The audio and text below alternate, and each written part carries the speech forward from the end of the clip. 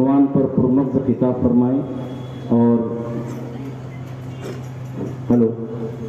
ساتھ ہی تمام سامعین سے، تمام سامعات سے بہت مؤدبانہ گزارش ہے کہ حضرت مولانا کے ملفوظات سے مستفید ہوں اور اس پر عمل کرنے کی نیت کرتے ہوئے عمل کی پوری کوشش کریں۔ حضرت مولانا مختار احمد مدنی صاحب دامت برکاتہ۔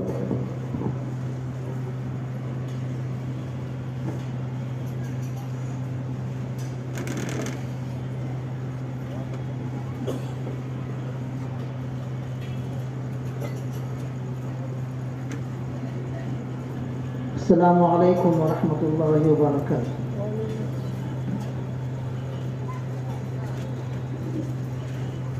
الحمد للہ نحمده ونستعینه ونستغفره ونؤمن به ونتوکل علیہ ونعوذ باللہ من شرور انفسنا ومن سیئات اعمالنا، من يهده الله فلا مضل له ومن يضلل فلا هادي له، وأشهد أن لا إله إلا الله وحده لا شريك له، وأشهد أن سيدنا ونبينا ومولانا محمدا عبده ورسوله، أما بعد فأعوذ بالله من الشيطان الرجيم، بسم الله الرحمن الرحيم، لقد كان لكم في رسول الله أسوة حسنة وإنك لعلى خلق عظيم، ورفعنا لك ذكرك، وما آتاكم الرسول فخذوه وما نهاكم عنه فانتهوا، قل إن كنتم تحبون الله فاتبعوني يحببكم الله ويغفر لكم ذنوبكم والله غفور رحيم، وما أرسلناك إلا رحمة للعالمين، فبما رحمة من الله لنت لهم ولو كنت فظا غليظ القلب لانفضوا من حولك، فاعف عنهم واستغفر لهم وشاورهم في الأمر، فإذا عزمت فتوكل على الله، وقال رسول الله صلى الله عليه وسلم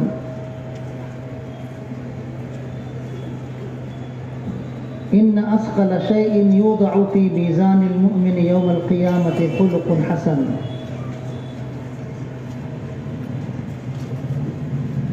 وقال رسول الله صلى الله عليه وسلم إن المؤمن ليدرك بحسن خلقه درجة قائم الليل وصائم النهار،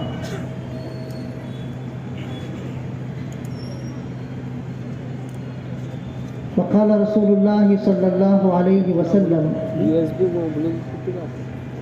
لا يؤمن أحدكم حتى أكون أحب إليه من والده وولده والناس أجمعين، وقال رسول الله صلى الله عليه وسلم لا يؤمن أحدكم حتى يكون هواه تبعا لما جئت به، او كما قال علیہ الصلاۃ والسلام۔ قابل صد احترام صدر محترم، معزز علماء کرام، محترم بزرگوں، معزز بھائیوں، نوجوان دوستوں، قابل احترام خواتین اسلام اور معصوم نونہال بچوں،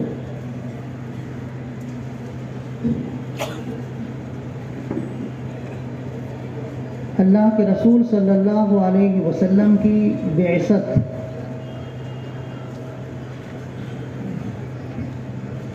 اس امت پر بہت بڑا احسان ہے۔ قرآن کریم میں اللہ پاک نے ارشاد فرمایا ہے لَقَدْ مَنَّ اللَّهُ عَلَى الْمُؤْمِنِينَ اذ بعث فیہم رسولا من انفسہم. اللہ نے بہت عظیم احسان فرمایا ایمان والوں پر جب اللہ نے ان میں اپنے ایک محبوب پیغمبر صلی اللہ علیہ وسلم کو مبعوث فرمایا. تو آپ کی بعثت ہمارے لیے بہت بڑا احسان ہے، اللہ پاک کا بہت ہی عظیم کرم ہے.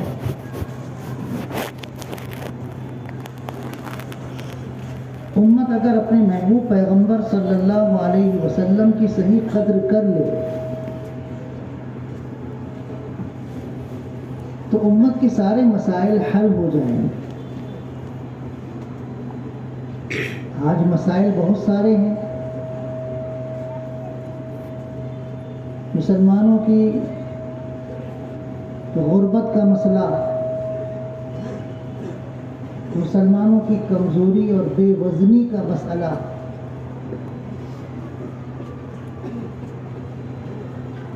مسلمانوں کے انتشار و اختلافات کا مسئلہ،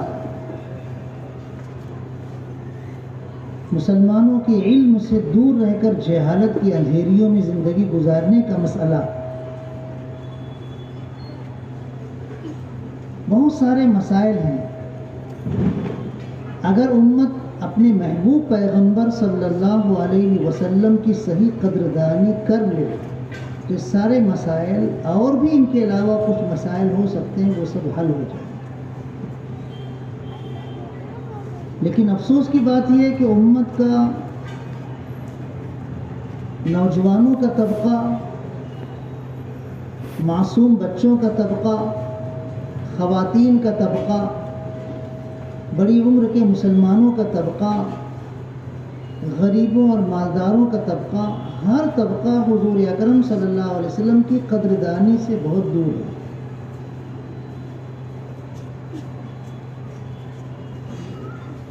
ہمیں اپنے محبوب پیغمبر صلی اللہ علیہ وسلم کی قیمت کا صحیح علم نہیں، صحیح ادراک نہیں، صحیح شعور نہیں. اللہ نے ہم کو کتنے عظیم پیغمبر عطا فرمائے ہیں جو پیغمبروں کے سردار ہیں، جو پیغمبروں کے امام ہیں، جو تمام جہانوں کے لیے رحمت ہیں، جو خاتم الانبیاء ہیں.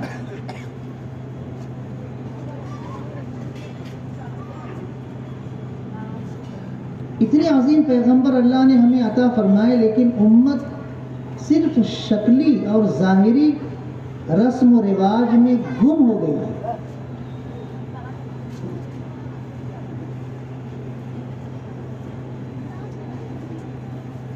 چھلکا چھلکا ہم کھا رہے ہیں اور گودا ہم نے پھینک دیا ہے.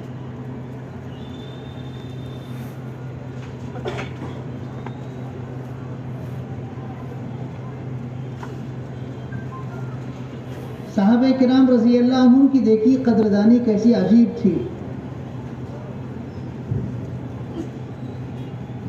حضرت عمر رضی اللہ تعالیٰ عنہ ایک روز آ کر کہنے لگے، اللہ کے رسول، میرے دل میں آپ کی محبت میرے ماں باپ سے بھی زیادہ ہے، میرے بال بچوں سے بھی زیادہ ہے، تمام انسانوں سے بھی زیادہ ہے. تو حضور اکرم صلی اللہ علیہ وسلم نے حضرت عمر رضی اللہ تعالیٰ عنہ سے پوچھا کہ اے عمر، میری محبت تمہارے دل میں تمہارے ماں باپ سے بھی زیادہ ہے، تمہارے بال بچوں سے بھی زیادہ ہے، تمام لوگوں سے بھی زیادہ ہے، لیکن کیا تمہاری اپنی ذات سے بھی زیادہ ہے کیا؟ وہ سچے لوگ تھے، چاپلوس نہیں تھے، جھوٹے نہیں تھے، سچے لوگ تھے. حضرت عمر رضی اللہ تعالیٰ نے صاف صاف کہہ دیا کہ اللہ کے رسول، میری ذات سے زیادہ آپ کی محبت نہیں ہے.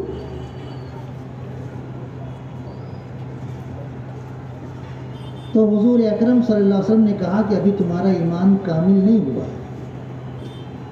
حضور کی قدردانی حضرت عمر رضی اللہ تعالیٰ عنہ کے دل میں کتنی تھی کہ ماں باپ سے بھی زیادہ آپ کو چاہتے تھے، بال بچوں سے بھی زیادہ آپ کو چاہتے تھے. تمام انسانوں سے زیادہ آپ کو چاہتے تھے، لیکن اپنی ذات سے زیادہ نہیں چاہتے تھے.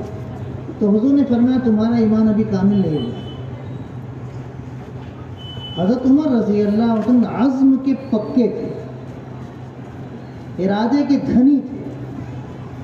انہوں نے اپنے طور پر ایک پختہ ارادہ کیا، پختہ عزم کیا کہ اب میں اپنی ذات سے بھی زیادہ حضور صلی اللہ علیہ وسلم کی محبت کروں گا. تو انہوں نے کہہ دیا اللہ کے رسول اب میں نے فیصلہ کر لیا ہے کہ اپنی ذات سے بھی زیادہ آپ میری نگاہ میں محبوب ہیں.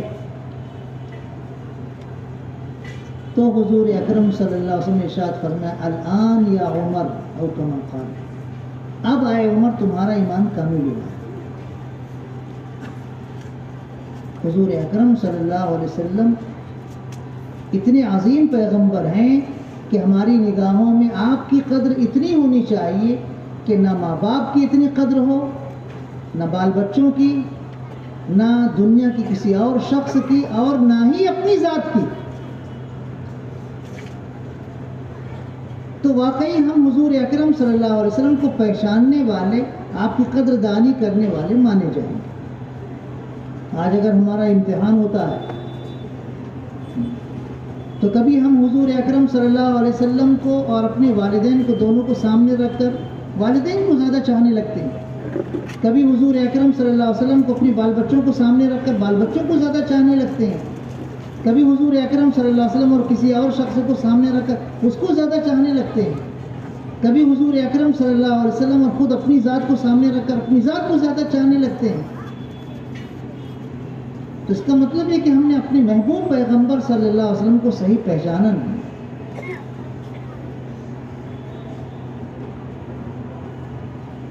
ہم کو اپنے محبوب پیغمبر صلی اللہ علیہ وسلم کو پہچاننا چاہیے. یقین جانو ہمارے والد، ہماری والدہ، ہمارے استاد، ہمارے جگری دوست، ہمارے قریبی رشتہ دار بھی اتنے ہم پر مشفق و مہربان نہیں ہیں جتنے اللہ کے رسول صلی اللہ علیہ وسلم ہم پر مہربان ہیں. یہ کوئی مبالغہ نہیں ہے، حقیقت ہے.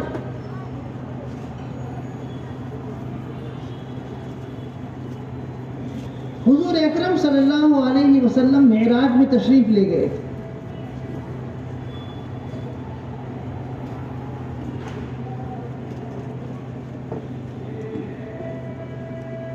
اتنی عظمت، اتنی بلندی، اتنی رفعت، اتنا اعزاز، اتنا بڑا اکرام آپ کو ملا ہے کہ کسی فرشتے کو بھی نہیں ملا ہے، نہ کسی پیغمبر کو ملا ہے. وہ صرف اور صرف آپ کو عطا ہوا ہے. سدرۃ المنتہا سے بھی آگے، جہاں حضرت جبرائیل علیہ السلام بھی نہیں پہنچ سکتے ہیں. اللہ سے اتنے قریب ہوئے کہ اللہ ہی بہتر جانتا ہے اور اللہ کے رسول صلی اللہ علیہ وسلم ہی بہتر جانتے ہیں. وہاں پہنچ کر اللہ پاک نے حضور اکرم صلی اللہ علیہ وسلم کو 50 نمازوں کا تحفہ عطا فرمایا.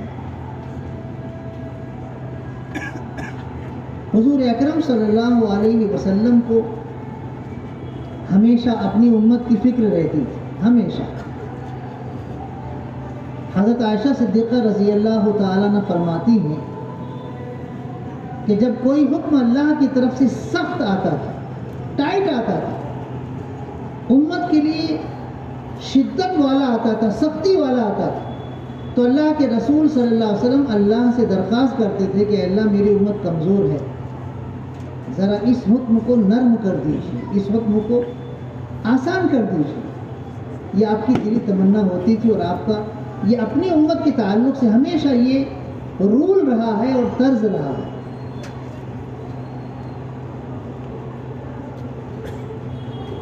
لیکن جب 50 وقت کی نماز فرض ہوئی تو حضور اکرم صلی اللہ علیہ وسلم نے اس 50 کی تعداد کو امت کے لیے سخت نہیں سمجھا، شدید نہیں سمجھا، کٹھن نہیں سمجھا، مشکل نہیں سمجھا، خوشی خوشی لے کر چلے آئے.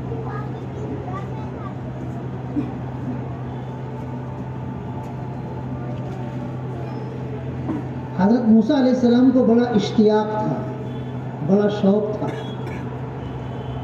انبیاء کرام علیہم میں بہت سارے پیغمبروں سے آپ کی ملاقات ہوئی، سب نے آپ کو مرحبا کہا، سب نے آپ کو سلام کیا، لیکن حضرت موسیٰ علیہ السلام کا طرز تمام پیغمبروں سے الگ تھا۔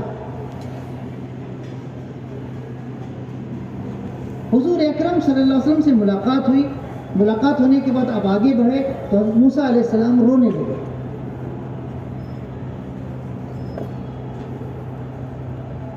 حضرت جبرائیل علیہ السلام موجود تھے، حضور اکرم صلی اللہ علیہ وسلم نے کہا کہ ذرا پوچھو تو کیوں رو رہے ہیں؟ حضرت جبرائیل علیہ السلام نے پوچھا اے موسیٰ کیوں رو رہے ہیں؟ تو حضرت موسیٰ علیہ السلام نے عرض کیا کہ مجھے رونا اس وجہ سے آیا کہ یہ میرے بعد مبعوث ہوئے ہیں، حضرت محمد صلی اللہ علیہ وسلم میرے بعد مبعوث ہوئے ہیں، لیکن ان کی امت میری امت سے زیادہ تعداد میں جنت میں جائے گی۔ کاش میری امت بھی ایسی ہوتی کہ اس امت کی تعداد کے برابر یا اس سے زیادہ تعداد میں وہ جنت میں جائے۔ رونا اس بات پر آ رہا ہے کہ میری امت ان کی امت کے مقابلے میں کم تعداد میں جنت میں جائے گی، تو مجھے اپنی امت کے اس محرومی کا احساس ہے۔ حضور اکرم صلی اللہ علیہ وسلم کی قدر دیکھو، حضرت موسیٰ علیہ السلام کے دل میں کتنی زبردست تھی۔ وہ سمجھتے تھے کہ ان کا مرتبہ اتنا اونچا ہے، اتنا اونچا ہے، اتنا اونچا ہے کہ ان کے طفیل، ان کی امت تمام پیغمبروں کی امت سے زیادہ تعداد میں جنت میں جائے گی۔ اب ایک ہمدردی ہے حضرت موسیٰ علیہ السلام کو حضور اکرم صلی اللہ علیہ وسلم سے بھی اور آپ کی امت سے بھی، تو جب حضور اکرم صلی اللہ علیہ وسلم 50 وقت کی نمازیں لے کر آ رہے تھے تو حضرت موسیٰ علیہ السلام نے پوچھ لیا کہ اللہ کے رسول آپ کو اللہ نے کیا عطا فرمایا، تحفے میں کیا دیا؟ اپنوں کی خوشی میں شریک ہونے کا ایک عجیب والہانہ انداز ہوتا ہے، خوشی کا ایک اظہار کا ایک عجیب انداز ہوتا ہے۔ تو حضرت موسیٰ علیہ السلام نے بڑی اپنائیت کے ساتھ پوچھا اے اللہ کے رسول اللہ نے آپ کو کیا دیا، آپ کی امت کو کیا دیا؟ تو حضور اکرم صلی اللہ علیہ وسلم نے خوشی خوشی کہا 50 وقت کی نماز اللہ نے مجھے اور میری امت کو دی۔ بہت خوش ہو کر کہا۔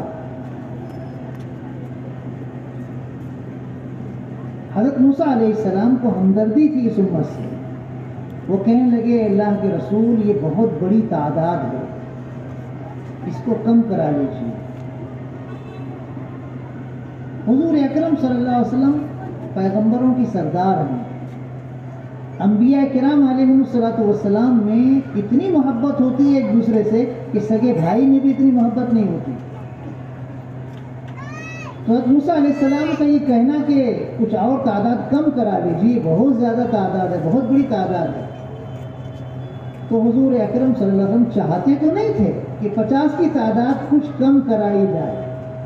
امت کی محبت اتنی زیادہ تھی کہ نماز حضور اکرم صلی اللہ علیہ وسلم چاہتے تھے کہ میری امت 50 وقت کی نماز روزانہ پڑھے۔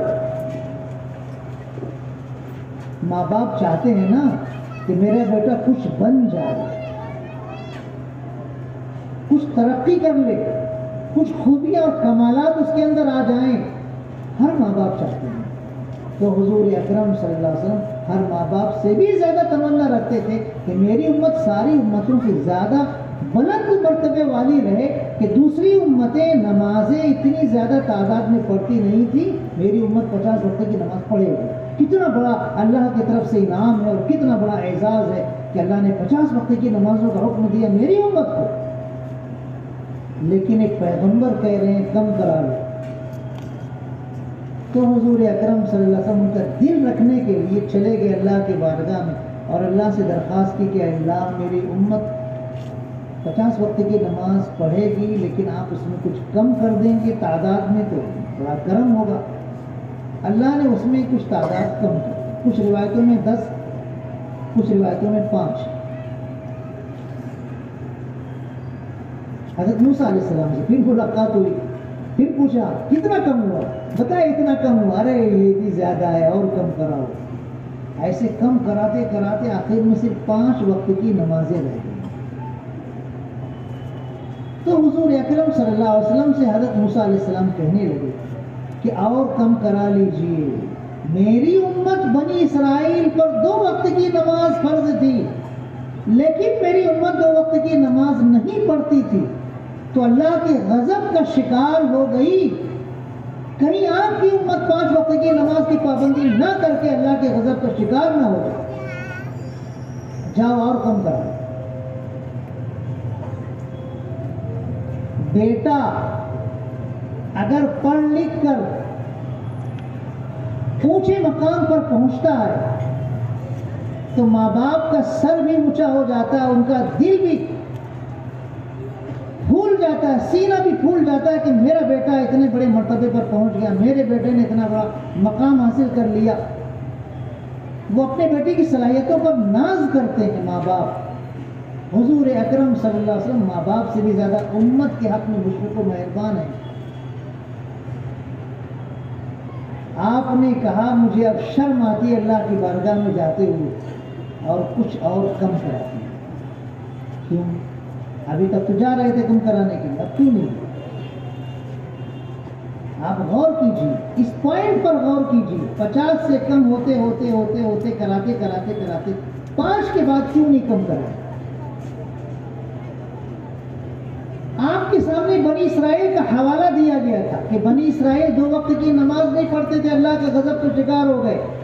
حضور اکرم صلی اللہ علیہ وسلم کے قلب اطہر میں اپنی امت کے بارے میں اتنا زبردست حسن ظن تھا کہ میری امت ایسی نکمی نہیں ہے، میری امت ایسی ناکارہ نہیں ہے، میری امت اتنی گئی گزری نہیں ہے کہ بنی اسرائیل کی طرح نمازوں کا اہتمام نہیں کرے گی. میری امت 5 وقت کی نماز کا اہتمام کر لے. آپ نے کہا میں نہیں جاؤں گا اللہ کی بارگاہ میں کم کرانے کے لیے، خوشی خوشی 5 وقت کی نماز لے کر آ رہے. دلوں کا حال تو اللہ بہتر جانتا ہے. حضور اکرم صلی اللہ علیہ وسلم تو چاہتے تھے کہ 50 کی تعداد باقی رہے اور میری امت 50 نماز روزانہ پڑھے. اسی لیے تو شروع میں کم نہیں کرائے تھے، وہ تو موسیٰ علیہ السلام کے کہنے پر بار بار کم کروائے، لیکن شروع سے ہی آپ کی تمنا تھی 50 میری امت نماز پڑھے. اب جب 5 وقت کی نماز لے کر آ رہے تو اللہ کی مہربانی دیکھو، جو ارحم الراحمین، اللہ کی رحمت اللہ کے غضب پر غالب، اللہ کی طرف سے خوشخبری سنائی گئی ہے میرے محبوب، میرے یہاں فیصلے بدلتے نہیں ہیں. 50 کی جو تعداد پہلے آپ کو دی گئی تھی نمازوں کی وہ باقی ہے. آپ کی امت 5 وقت کی نماز پڑھے گی تو اس کو پورے 50 وقت کی نمازوں کا ثواب ہماری طرف سے دیا جائے. ہمارے یہاں قانون یہ ہے کہ ایک نیکی کا ثواب 10 گنا بڑھا کر دیا جاتا ہے کم از کم. تو 5 وقت کی نماز کا ثواب 50 وقت کی نماز کی شکل میں آپ کی امت کو ملتا رہے گا. حضور اکرم صلی اللہ علیہ وسلم خوشی خوشی تشریف لائے. آپ کے قلب اطہر میں امت کی اتنی محبت ہے، اتنا حسن ظن ہے، اور امت کے دل میں حضور اکرم صلی اللہ علیہ وسلم کی کتنی قدردانی ہے، کتنی محبت ہے، کتنی عظمت ہے. ابھی ہمارے نوجوان 4-5 دن سے گاڑی میں بڑے بڑے جھنڈے لہرا رہے ہیں، لے لے کے بھاگ رہے ہیں. موٹر سائیکل چلا رہے ہیں تو سائیکل چلا رہے ہیں تو بچے ایسے گلی میں ہرا ہرا جھنڈا خوب گھما رہے ہیں. ارے اللہ کے بندو، حضور اکرم صلی اللہ علیہ وسلم سے محبت ہے تو آپ کی آنکھوں کی ٹھنڈک سے بھی تو محبت ہونی چاہیے. یہ کون سی محبت ہے کہ اللہ کے رسول صلی اللہ علیہ وسلم کی طرف سے ہر وقت پابندی کے ساتھ اذان کی آواز تمہارے کانوں تک پہنچ رہی ہے اور تم آ کر مسجد میں 5 وقت کی نمازیں ادا نہیں کر رہے ہو. یہ محبت رسول ہے. اس مولوی گنج میں کتنے آپ کو نوجوان بتا دوں، کتنے نوجوان بتا دوں عین نماز کے وقت. یہ مولوی گنج کی مسجد ہے، وہ گھڑیال مسجد ہے، وہ انصار نگر مسجد ہے، اور ادھر اور بھی مسجدیں ہیں. کسی مسجد میں نماز نہیں پڑھتے ہیں، یہاں بیٹھے رہتے ہیں، وہاں بیٹھے رہتے ہیں، وہاں بیٹھے رہتے ہیں، وہاں بیٹھے رہتے ہیں. یہ محبت رسول ہے.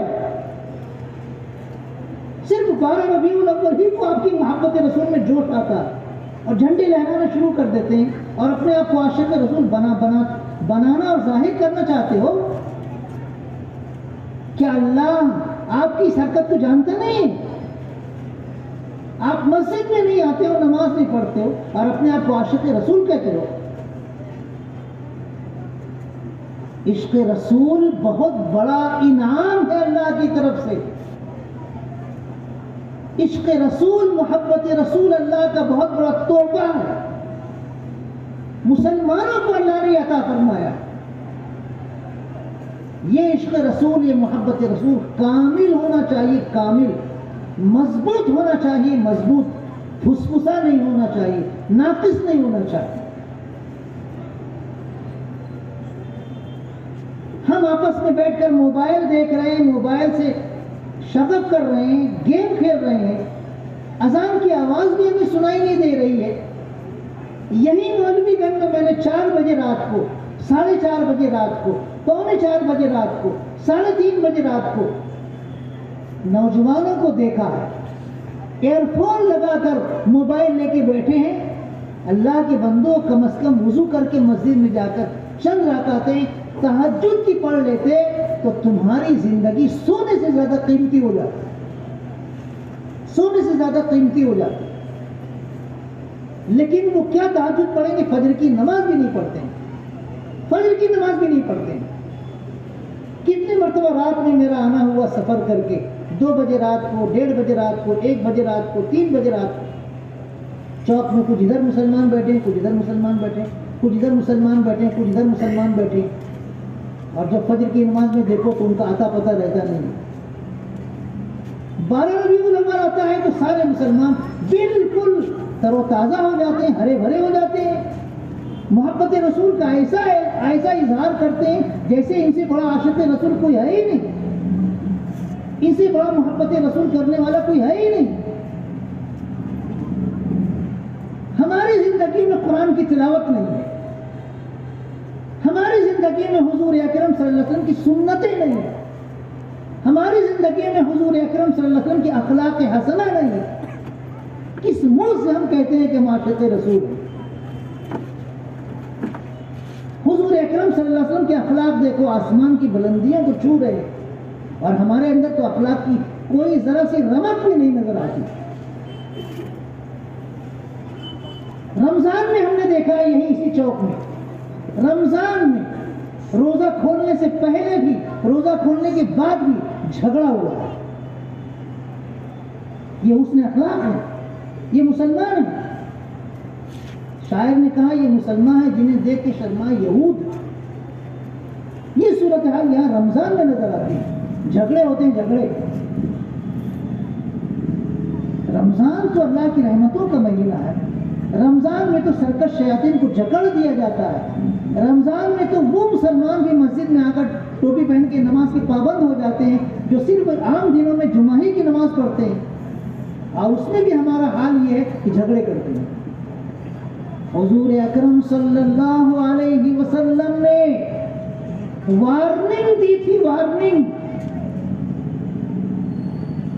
حکومتوں کی وارننگ سے زیادہ سخت وارننگ. حجۃ الوداع کے موقع پر آپ نے فرمایا، ایسے عجیب حکیمانہ انداز میں کہ آپ کی حکمت پر سر ڈھونڈنے کی طبیعت چاہتی ہے. 3 چیزوں کے بارے میں آپ نے سوال کیا تھا، بتاؤ یہ مہینہ کون سا ہے؟ صحابہ کرام رضی اللہ عنہم جانتے تھے یہ ذی الحجہ کا مہینہ ہے، لیکن ادب و احترام کو ملحوظ رکھتے ہوئے انہوں نے کہا اللہ اس کے رسول بہتر جانتے ہیں. آپ نے فرمایا کیا یہ ذی الحجہ کا مہینہ نہیں؟ صحابہ کرام رضی اللہ عنہم نے عرض کیا کیوں نہیں، ضرور یہ ذی الحجہ ہی کا مہینہ ہے. پھر آپ نے پوچھا یہ دن کون سا ہے؟ صحابہ کرام رضی اللہ عنہ کو معلوم تھا مینا کا میدان ہے اور ذی الحجہ کی 10ویں تاریخ یوم النحر، بقر عید کا دن. صحابہ کرام رضی اللہ عنہ جانتے تھے، لیکن ادب اور احترام میں انہوں نے کہا کہ اللہ اس کا رسول بہتر جانتا ہے. حضور اکرم صلی اللہ علیہ وسلم ارشاد فرمایا کیا یہ یوم النحر نہیں، ذی الحجہ کی 10ویں تاریخ نہیں؟ صحابہ کرام رضی اللہ عنہ عرض کیا ضرور یہ یوم النحر ہے، ذی الحجہ کی 10ویں تاریخ. پھر آپ نے پوچھا یہ مقام کون سا مقام ہے، یہ جگہ کون سی جگہ ہے؟ صحابہ کرام رضی اللہ عنہ کو معلوم تھا کہ یہ منا کا میدان ہے، یہ حرم کا حصہ ہے، لیکن ادباً عرض کیا اللہ اس کے رسول بہتر جانتے ہیں۔ حضور اکرم صلی اللہ علیہ وسلم نے پھر ارشاد فرمایا کیا یہ منا کا میدان حرم نہیں ہے؟ صحابہ کرام رضی اللہ عنہ کا ضرور یہ حرم ہے۔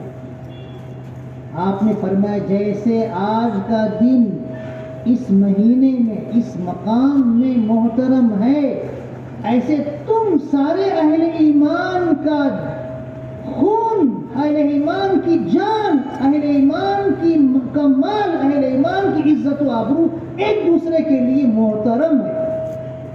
مثال دیکھو کتنی شاندار دی، جیسے آج کا دن آج کے مہینے میں اور آج کے اس محترم مقام میں محترم ہے، تین محترم چیزیں جمع ہیں، ایسے ہر مسلمان کی جان، ہر مسلمان کا مال، ہر مسلمان کی عزت و آبرو تمام مسلمانوں کے لیے محترم ہے۔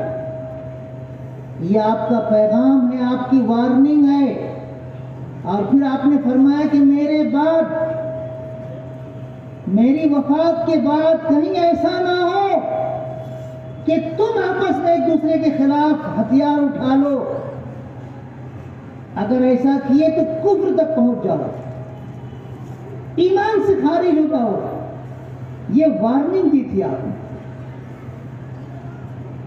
لیکن ہمارے اخلاق اتنے گر گئے ہیں، اتنے گر گئے ہیں، اتنے گر گئے ہیں کہ حضور اکرم صلی اللہ علیہ وسلم کی اس خطبے کو آج پہلی مرتبہ آپ نہیں سن رہے ہیں، نہ جانے کتنی مرتبہ جمعہ کے بیانوں میں، عام وعظوں میں، تفسیر کے حلقوں میں یہ خطبہ نبی صلی اللہ علیہ وسلم آپ کے سامنے دہرایا گیا، لیکن کانوں پر جوں تک نہیں رہی تھی کہ اللہ کے رسول صلی اللہ علیہ وسلم جاتے جاتے ہم کو ایک امت بنا کر گئے۔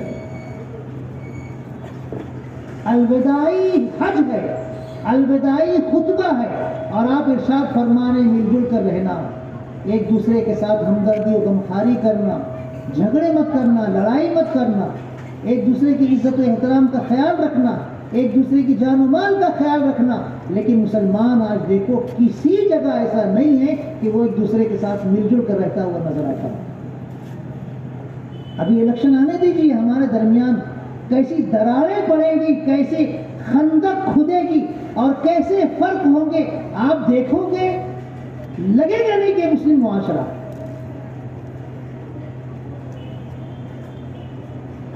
اس امت کو حضور اکرم صلی اللہ علیہ وسلم ایک بنا کر گئے تھے، ایک۔ ہمارے اخلاق اتنے گر گئے ہیں کہ حضور اکرم صلی اللہ علیہ وسلم نے جو صحابہ کرام رضی اللہ عنہ کو متحد کیا تھا، ہم نے اس کو پارا پارا کر دیا، پارا پارا کر دیا ہے۔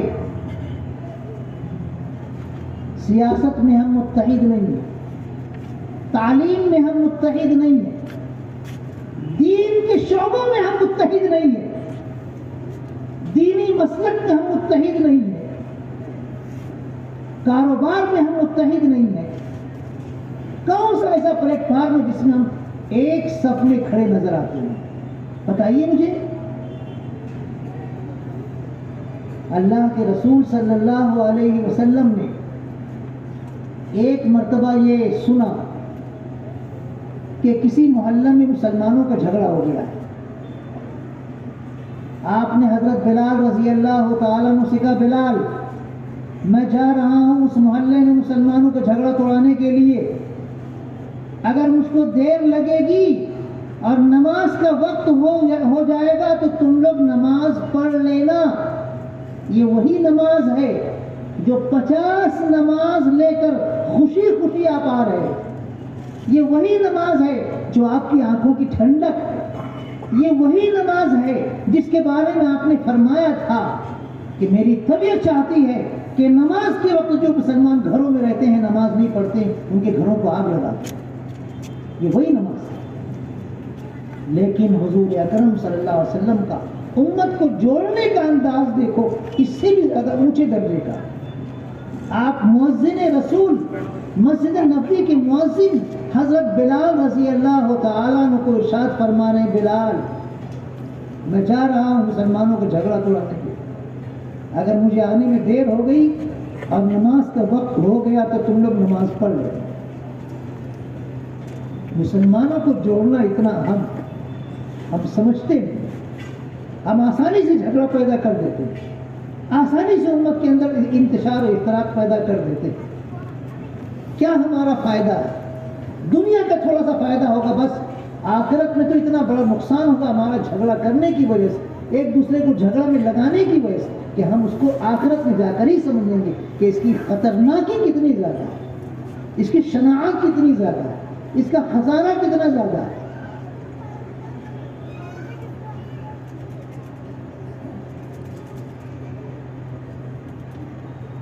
حضور اکرم صلی اللہ علیہ وسلم چلے گئے. ادھر واقعی وقت زیادہ ہو گیا اور جماعت کا وقت بالکل آ گیا, اور اتفاق سے اس وقت مسجد نبوی میں حضرت ابوبکر صدیق رضی اللہ تعالیٰ عنہ بھی موجود تھے. عام طور پر حضور اکرم صلی اللہ علیہ وسلم کسی کام کو کرنے کے لیے حضرت ابوبکر صدیق رضی اللہ عنہ کو لے جایا کرتے تھے, لیکن اتفاق سے اس وقت آپ کے ساتھ وہ نہیں تھے, مسجد میں نماز کے وقت موجود تھے. تو حضرت بلال رضی اللہ تعالیٰ نے دیکھا نماز کا وقت ہو گیا, حضور اکرم صلی اللہ علیہ وسلم تشریف نہیں لائے. تو حضرت ابوبکر صدیق رضی اللہ تعالیٰ سے آ کر کہنے لگے کہ ابوبکر, حضور اکرم صلی اللہ علیہ وسلم گئے ہیں مسلمانوں کو جھگڑا توڑانے کے لیے, اور یہ بول کر گئے ہیں کہ مجھ کو اگر آنے میں دیر لگے گی اور نماز کا وقت ہو جائے گا تو تم لوگ جماعت کھڑی کر کے نماز پڑھ لو. تو آپ کے آنے میں دیر ہو گئی, نماز کا وقت ہو گیا ہے, تو آپ نماز پڑھا دیجیے. حضرت ابوبکر صدیق رضی اللہ عنہ کہنے کہ اگر تم سب راضی ہو تو ٹھیک ہے, میں نماز پڑھا دیتا ہوں. سارے مصلی راضی ہوئے, وہ آگے بڑھ کر نماز پڑھ لیں. نماز ہونے لگی, درمیان میں رسول اکرم صلی اللہ علیہ وسلم تشریف لائے. اس واقعے سے آپ اندازہ لگاؤ کہ مسلمانوں کو جوڑنا کتنا اہم ہے. ہم رمضان میں جھگڑا کرتے ہیں.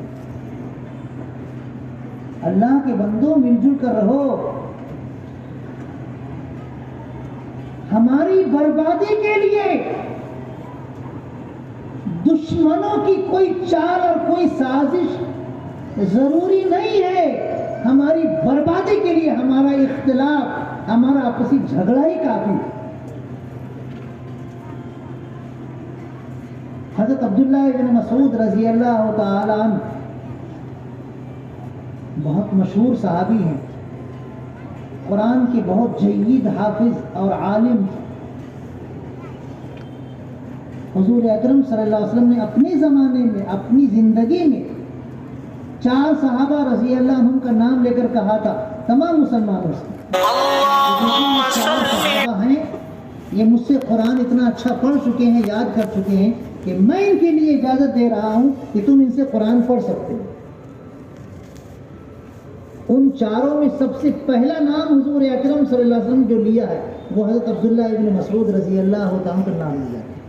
سب سے پہلا نام یہ عبداللہ ابن مسعود رضی اللہ تعالیٰ بڑے نرم دل ہیں, کبھی کسی سے جھگڑا نہیں کرتے تھے, کبھی کسی سے لڑائی نہیں کرتے تھے, بڑے نرم دل اور بہت ہی اچھے اخلاق والے تھے. ایک مرتبہ انہوں نے ایک مسلمان کو سنا قرآن ایسے انداز میں پڑھتے ہوئے کہ ایک دم چونکے, اور اس کو پکڑ کر حضور اکرم صلی اللہ علیہ وسلم کے پاس لے کر آئے اور کہنے لگے کہ اللہ کے رسول یہ غلط قرآن پڑھ رہا ہے. حضور اکرم صلی اللہ علیہ وسلم نے کہا ٹھیک ہے اس سے سنتے ہیں ہم. تو ان سے حضور اکرم صلی اللہ علیہ وسلم نے سنا, اور سننے کے بعد فرمایا صحیح تو پڑھ رہے ہیں, غلط نہیں پڑھ رہے ہیں, صحیح پڑھ رہے ہیں.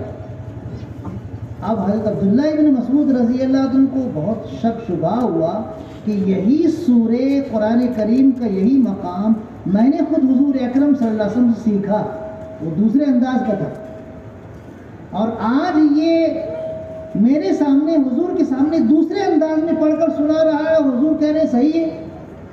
تو مجھ کو جو پڑھا ہے وہ بھی صحیح, یہ بھی صحیح, ایسا ہو سکتا ہے کیا؟ یا تو یہ غلط ہوگا یا تو میں جو پڑھ رہا ہوں وہ غلط ہوگا. اگر یہ صحیح ہے تو میرا پڑھا ہوا غلط ہے, وہ بھی میں نے حضور سے پڑھا. ایک دم تذبذب کی کیفیت تھی. حضور اکرم صلی اللہ علیہ وسلم سمجھ گئے, کہنے لگے عبداللہ ابن مسعود تم پڑھو. تو انہوں نے جو حضور سے سنا تھا جیسے انداز میں اس سورے کو ویسے پڑھنا شروع کر دیا. تو حضور نے فرمایا تم بھی صحیح پڑھ رہے ہو. ابھی عجیب و غریب بات، وہ دوسرے انداز سے پڑھ رہے ہیں وہ بھی صحیح، اور میں دوسرے انداز سے پڑھ رہا ہوں وہ بھی صحیح. دل کی کیفیت عجیب ہو گئی. حضور اکرم صلی اللہ علیہ وسلم نے ارشاد فرمایا، دیکھو قرآن کریم جب نازل ہونا شروع ہوا، حضرت جبرائیل علیہ السلام مجھ کو پڑھانے لگے اور اللہ کا ارشاد مجھے بتانے لگے، میں یاد کرنے لگا، تو یہ ایک ہی لہجے میں پڑھنے کی تلقین تھی. میں نے اللہ سے درخواست کی کہ اے اللہ میری امت کے کئی لہجے ہیں، ایک ہی لہجے میں ساری امت پڑھ نہیں پائے گی، تو اے اللہ قرآن پڑھنے کے لیے آسان لہجوں میں بھی پڑھنا آپ اجازت دیجئے. تو اللہ نے اس زمانے کے جو مشہور لہجے تھے، 7 لہجے تھے، ان لہجوں میں قرآن پڑھنے کی اجازت. تو حضور اکرم صلی اللہ علیہ وسلم نے فرمایا کہ عبداللہ ابن مسعود تم جس انداز سے پڑھو یہ ایک لہجہ ہے، اور یہ جس انداز سے پڑھو یہ بھی ایک لہجہ ہے، وہ بھی صحیح ہے یہ بھی صحیح ہے. حضرت جبرائیل علیہ السلام نے 7 طریقوں سے قرآن پڑھنے کی اجازت دی اللہ کی طرف سے. ہم لوگ تو اس وقت پورے ملک میں، بلکہ آس پاس کے ممالک میں، بلکہ ایشیا میں بھی، بلکہ پوری دنیا میں بھی ایک ہی قرأت کے مطابق قرآن پڑھتے ہیں اور سنتے ہیں. ہاں مغرب مراکش میں، سوڈان میں اور دوسرے کچھ عرب ممالک میں دوسرے انداز سے قرآن پڑھا جاتا ہے، نماز میں بھی. تو ایک قرأت ہماری ہے جو پوری دنیا میں پڑھی جاتی ہے، اور ایک قرأت وہ ورش والی امام ورش رحمۃ اللہ علیہ کی، وہ سوڈان میں، جزائر میں، مراکش میں پڑھی جاتی ہے. ہم لوگ وہ سنتے نہیں ہیں. اگر کبھی وہاں کا امام آ کے ہمارے مصلی کو ویسے پڑھنے لگ جائیں گے تو نماز میں ایسے ہو جائے گی. کیسی پڑھ رہا ہے؟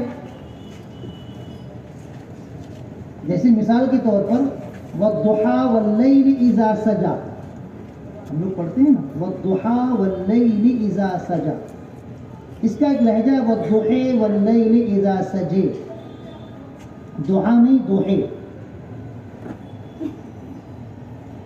ہمارے درمیان بھی لہجے الگ الگ ہوتے ہیں. آپ ایم پی میں چلے جاؤ تو آپ کو کہیں کتنے پیسے ہیں آپ کے پاس، کتنے پیسے، آپ کیسے ہیں، اور ہم بولتے ہیں آپ کتنے پیسے ہیں اور آپ کیسے ہیں. ہم پے اور کے بولتے ہیں، وہ پے اور کے بولتے ہیں. لہجہ الگ الگ ہے. تو حضور اکرم صلی اللہ علیہ وسلم نے سمجھایا عبداللہ ابن مسعود رضی اللہ تعالیٰ عنہ کو کہ اللہ نے مجھے 7 لہجوں میں قرآن پڑھنے کی اجازت دی ہے. یہ جو جس لہجے میں پڑھنا یہ بھی صحیح ہے، تم جس لہجے میں پڑھ رہے ہو یہ بھی صحیح ہے. یہ تو ہو گئی تعلیم. اب تربیت دیکھو. حضور اکرم صلی اللہ علیہ وسلم نے ارشاد فرمایا، عبداللہ ابن مسعود کان کھول کر سن لو، اللہ کی کتاب میں تم اختلاف کرنا نہیں، جھگڑا کرنا نہیں، ایک دوسرے کے بارے میں اپنے دل میں بدگمانی پیدا کرنا نہیں، کسی کو حقیر سمجھ کے اس کے قرآن پڑھنے کو اور اپنے قرآن کو صحیح سمجھ کے اپنے دل کو میلا کرنا نہیں. تم سے پہلی امتیں اللہ کی کتاب میں اختلاف کرنے کی وجہ سے ہلاک ہو گئی. اختلاف اتنی خطرناک چیز ہے. دل کا میلا ہونا، دل کے اندر کسی کی حقارت پیدا ہو جانا، کسی کے خلاف نفرت کا پیدا ہو جانا، اتنا خطرناک معاملہ ہے کہ حضور اکرم صلی اللہ علیہ وسلم نے ارشاد فرمایا، پچھلی امتوں میں اللہ کی کتاب کے بارے میں اختلاف پیدا ہوا، وہ اللہ کی طرف سے عذاب میں گرفتار ہو گئے، ہلاک ہو گئے. اللہ کی کتاب میں اختلاف برداشت نہیں کیا جائے تو عام معاملات میں اختلاف اور جھگڑا کیوں برداشت کیا جائے؟ ہم کو چاہیے مسلمان بھائیوں کہ ہم مل جل کر رہیں. اس ملک میں اگر ہم عزت کی زندگی گزارنا چاہتے ہیں تو ہمیں بھائی بھائی بن کر رہنا پڑے گا.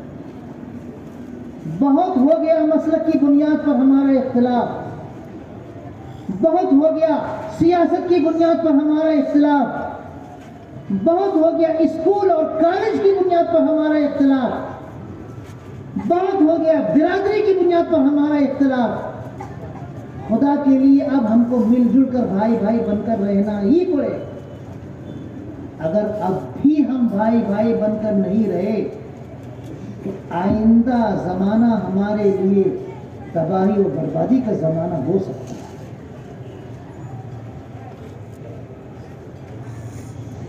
یہ دیوبندی ہے، یہ بریلوی ہے، یہ اہل حدیث ہے، یہ جماعت اسلامی کا ہے، یہ تبلیغی جماعت کا ہے. ان معمولی اختلافات کو پسے پش ڈال دو. اب حالات ایسے ہیں کہ ہم کو ایک بننا ضروری ہے. ہماری حیثیت ایسی ہو گئی ہے جیسے ہمارے چاروں طرف سیلاب آیا ہوا ہے. سیلاب، پانی ہمارے سر سے اونچا ہے، اس میں ایک چھوٹا سا تختہ ہے ٹوٹا ہوا، اس تختے میں ہم پوری امت بیٹھی ہوئی ہے. ٹوٹا ہوا لکڑی کا تختہ ہے، کشتی بھی نہیں، ٹوٹا ہوا لکڑی کا تختہ ہے، اس پر پوری امت بیٹھی ہوئی ہے. یہ صورتحال آج ہماری ہو گئی ہے. عالمی پیمانے پر یہ صورتحال ہماری ہے. طوفان آیا ہوا ہے، پانی ہمارے سر سے اونچا ہو چکا ہے. ہم اپنی جان بچانے کے لیے تختے پر بیٹھے ہیں. اگر اس تختے پر بیٹھے بیٹھے ایک دوسرے کے گریبان کو پکڑو گے، ایک دوسرے کو گرا کر اس کو مارو گے، ایک دوسرے کے خلاف اپنی دشمنی نکالو گے، تو کیا اس تختے پر بھی ہم صحیح رہیں گے؟ وہ تختہ ہم کو لے کر الٹ جائے گا اور پورے کے پورے لوگ تباہ و برباد ہو جائیں گے. ہم کو چاہیے کہ ہم ہوش کے ناخن لیں، ایک دوسرے سے قریب آئیں. قریب مولانا الیاس رحمۃ اللہ علیہ نے دعوت و تبلیغ کی مبارک محنت کو عالمی بنایا تھا. عالمی ہم کبھی خواب میں بھی تصور نہیں کر سکتے کہ کبھی دعوت و تبلیغ کا کام کرنے والے ہمارے ساتھی دو الگ الگ محاذ میں تقسیم ہو جائیں. ہمارے اختلاف کی عادت، اللہ ہم پر رحم فرمائے، اتنی خطرناک دلدل میں لا کر ہم کو ڈال دی ہے کہ اتنی مبارک محنت، دعوت و تبلیغ کی محنت میں نے اپنی آنکھوں سے نظام الدین مرکز پر تہجد کے وقت دیکھا ہے. تہجد کے وقت 100% جتنے وہاں موجود تھے سب تہجد پڑھ رہے تھے. میں نے کسی خانقاہ میں، میں نے کسی شیخ کے خاص تنہائی کے مقام پر بھی یہ منظر نورانی نہیں دیکھا جو میں نے مرکز نظام الدین میں دیکھا. ایک رات نہیں، جب بھی میں گیا، رمضان کے مہینے میں نہیں، رمضان کے علاوہ بھی جب میں گیا ہوں تو وہاں تہجد کے وقت میں نے 100% تہجد پڑھنے والوں کو دیکھا. ایک بھی مسلمان وہاں مرکز نظام الدین میں رہنے والا تہجد پڑھے بغیر نہیں تھا، سب تہجد پڑھ رہے تھے. آج ہم آپس میں الگ الگ ہو گئے. یقین جانو میں کبھی تنہائی میں اتنا روتا ہوں اللہ ہی بہتر جانتا ہے. کاش وہ دن آ جائے کہ ہم دعوت و تبلیغ کا کام کرنے والے سارے ساتھی ایک ہو جائیں. وہی کام وہ بھی کر رہے ہیں، وہی کام یہ بھی کر رہے ہیں، کوئی فرق نہیں. طرز کا کام کرنے کا طرز بھی وہی ہے. ہم جماعتیں نکالتے ہیں، ہم گشت کرتے ہیں، ہم کتابی تعلیم کرتے ہیں، ہم بیان کرتے ہیں، ہم اجتماعات کرتے ہیں، ہم تشکیل کرتے ہیں، جماعتیں بھیجتی، سارے کام تو وہی ہیں. پھر کیسے دشمن کی سازشوں کی وجہ سے ہمارے درمیان دراڑ پڑ گئی، خلیج ہو گئی خلیج. آپ کوشش کرو اپنے طور پر کہ دلوں میں پھٹن نہ رہے. ٹھیک ہے آپ اپنے طور پر کر رہے ہو، میں اپنے طور پر کر رہا ہوں، لیکن دل ہمارے صاف ہونے چاہیے، دل میں میل نہیں آنا چاہیے. ہم ایک ہونے کی کوشش کریں. دلوں کے اندر جو رنجشیں ہیں، دلوں کے اندر جو قدورتیں ہیں، ان قدورتوں کو دور کرنے کی کوشش کریں. دعوت و تبلیغ ہماری امید کی ایک کرن ہے. کرن موجودہ اندھیری رات میں दावत और तबलीग की मेहनत हमारे लिए उम्मीद की एक रोशनी है। इस मेहनत से उम्मत में जो दीन की बेदारी पैदा हुई है, किसी और तहरीक से ये बेदारी पैदा नहीं हुई।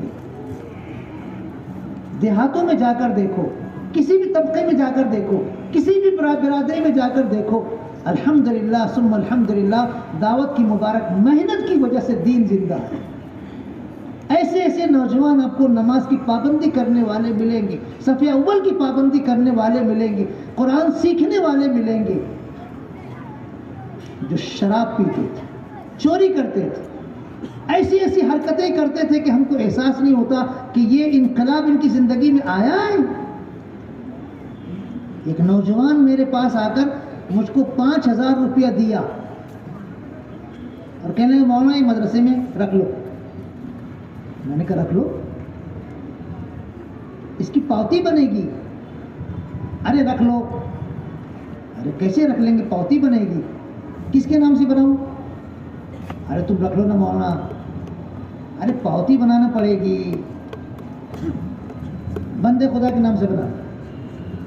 अरे बंदे खुदा के नाम से नहीं चलता, नाम किसी का होना चाहिए। और फिर ये ज़कात है, सदका है, अतिया है, ईसाले सवाब है, क्या है? वो बेचारा कुछ देर खामोश रहा, उसके बाद कहा मौलाना मदरसा सिराजुल उलूम का जो वाल कंपाउंड था, इंगल और तार वाला, मैंने न जाने कितने इंगल और कितने तार काट काट के चुरा के बेच डाला। अब मैं 4 महीना लगा के आया हूँ। मेरे अंदर अल्लाह का डर, अल्लाह का खौफ पैदा हो गया। मुझे एहसास हो गया कि ये जो मैंने मदरसे का इंगल, मदरसे का तार काट काट कर चुरा चुरा कर बेचा था, ये हराम माल था। एक अंदाजे के मुताबिक वो 5,000 का तो नहीं था, अब जाहिर बात है तांबे का तो तार चोरी करने वाला लाखों रुपए का वो औने पौने में बेच डालता है। घर बन रहा है,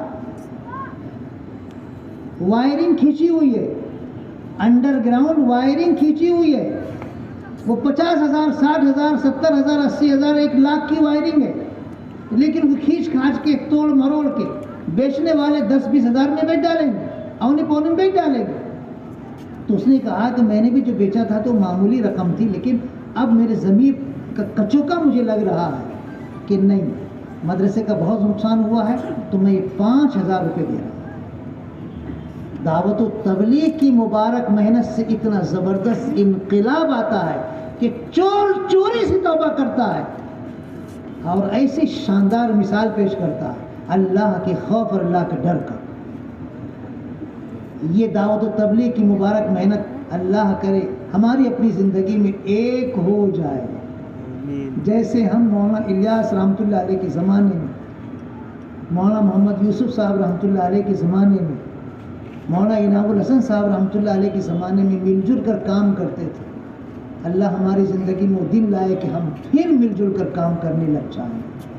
ये इख्तिलाफ हमारा किसी भी दर्जे में काबिले कबूल नहीं है अल्लाह के यहाँ, किसी भी दर्जे में काबिले कबूल नहीं है अल्लाह के यहाँ। हुजूर अकरम सल्लल्लाहु अलैहि वसल्लम की वफ़ात हुई, हज़रत अबू बकर सिद्दीक़ रज़ी अल्लाह तआला उम्मत को समझा दिया, सब ने तस्लीम कर लिया कि हाँ हुजूर अकरम सल्लल्लाहु अलैहि वसल्लम की वफ़ात हो गई है। अब हुजूर अकरम सल्लल्लाहु अलैहि वसल्लम की वफ़ात के बाद करना क्या है? आपको गुस्ल देना है, आपकी कब्र मुबारक बनानी है, आपको कफन देना है, कैसे करेंगे? तो उतने में हज़रत अबू बकर सिद्दीक़ रज़ी अल्लाह तआला अन्हु को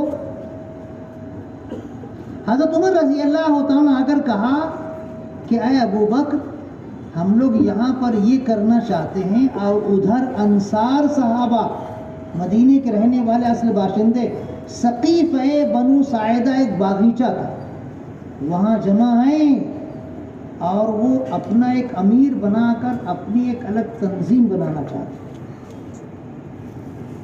حضرت عمر رضی اللہ تعالیٰ نے اطلاع دی حضرت ابوبکر صدیق رضی اللہ تعالیٰ عنہ کو کہ ہم یہاں پر جو کام کرنا چاہتے ہیں آپ سنو وہاں کیا ہو رہا ہے. وہاں مدینہ منورہ کے رہنے والے اصل باشندے انصار رضی اللہ عنہم سقیفہ بنو ساعدہ میں جمع ہیں اور وہ اپنا ایک الگ امیر طے کر کے اپنی ایک الگ تنظیم بنانا چاہتے ہیں. چلو ورنہ امت کے دو ٹکڑے ہو جائیں گے. حضرت ابوبکر صدیق رضی اللہ تعالی عنہ واقعی حضور اکرم صلی اللہ علیہ وسلم کے جانشین تھے, آپ کے خلیفہ تھے. امت کا جتنا درد حضرت ابوبکر صدیق رضی اللہ تعالیٰ کے قلب اطہر میں تھا اس وقت کسی اور صحابی کے دل میں نہیں تھا. سارا کام چھوڑ کر فوراً پہنچے. دیکھا تو سارے انصار صحابہ حضرت سعد بن عبادہ رضی اللہ تعالی عنہ کے ارد گرد جمع ہیں اور مشورہ کر رہے ہیں کس کو ہم اپنے میں امیر بنائیں, کس کو ہم اپنے میں امیر بنائیں. تو حضرت ابوبکر صدیق رضی اللہ تعالی عنہ ان سے کہا دیکھو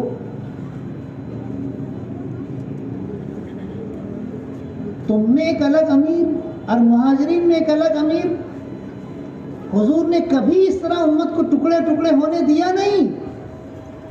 امت کو ایک رکھنا ہے, ایک ہی امیر رہے گا. تو انصار صحابہ نہیں نہیں بالکل نہیں, ہم میں ایک الگ امیر رہے گا, تم میں ایک الگ امیر رہے گا. حضرت ابوبکر صدیق رضی اللہ عنہ نے کہا کہ دیکھو یہ ہیں حضرت عمر, یہ ہیں حضرت ابو عبیدہ. دو صحابی تھے بڑے بڑے صحابہ, حضرت عمر اور حضرت ابو عبیدہ ابن الجراح رضی اللہ. حضرت ابوبکر صدیق رضی اللہ تعالیٰ نے کہا کہ دیکھو یہ دونوں ہیں, ان دونوں میں سے کسی کے ہاتھ پر تم بیعت کر لو اور ان کو امیر طے کر دو. میں نے حضور اکرم صلی اللہ علیہ وسلم کی زبان مبارک سے ارشاد سنا ہے الائمۃ من قریش, امام قریش خاندان میں سے ہوگا. تو انصار صحابہ مطمئن ہو گئے یہ حدیث سن کر, حضور اکرم صلی اللہ علیہ وسلم کا ارشاد سن کر.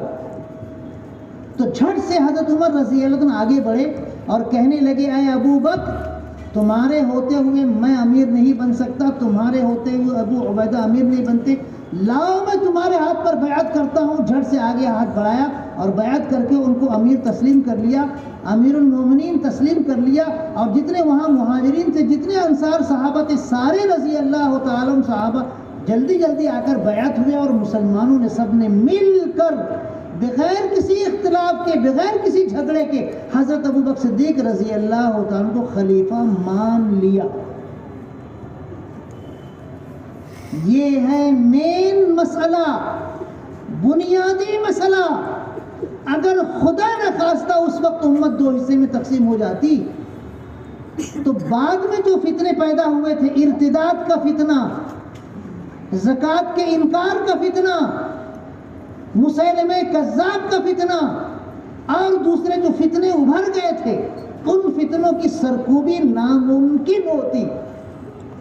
لیکن امت چونکہ ایک ہو گئی تھی تو ارتداد کا فتنہ بھی فوراً دبا دیا گیا, زکوٰۃ کے انکار کا فتنہ فوراً دبا دیا گیا, مسیلمہ کذاب سے جنگ ہوئی, بڑے بڑے صحابہ قرائے صحابہ شہید ہوئے, لیکن اللہ نے مسلمانوں کو فتح عطا فرمائی, وہ فتنہ بھی ختم ہو گیا. فتنے کچل دیے گئے اور امت بالکل نکھر کر سامنے متحد و متفق آ گئی. تو یہ متحد و متفق امت پوری دنیا میں ایمان کا جھنڈا لے کر لہراتی گئی. اور بعد کی تاریخوں میں جب بھی مسلمانوں میں آپس میں اختلاف ہوا, آپ تاریخ اٹھا کر دیکھو, جب بھی مسلمانوں میں اختلاف ہوا, وہ صحابہ کرام رضی اللہ عنہم تھے, وہ تابعین رحمت اللہ علیہم تھے, اتنے اونچے اونچے مقام والے, جب بھی ان کے اندر اختلاف ہوا فتوحات کا سلسلہ بند ہو گیا. تاریخ اٹھا کر دیکھ لیجیے, فتوحات کا سلسلہ بند ہو گیا.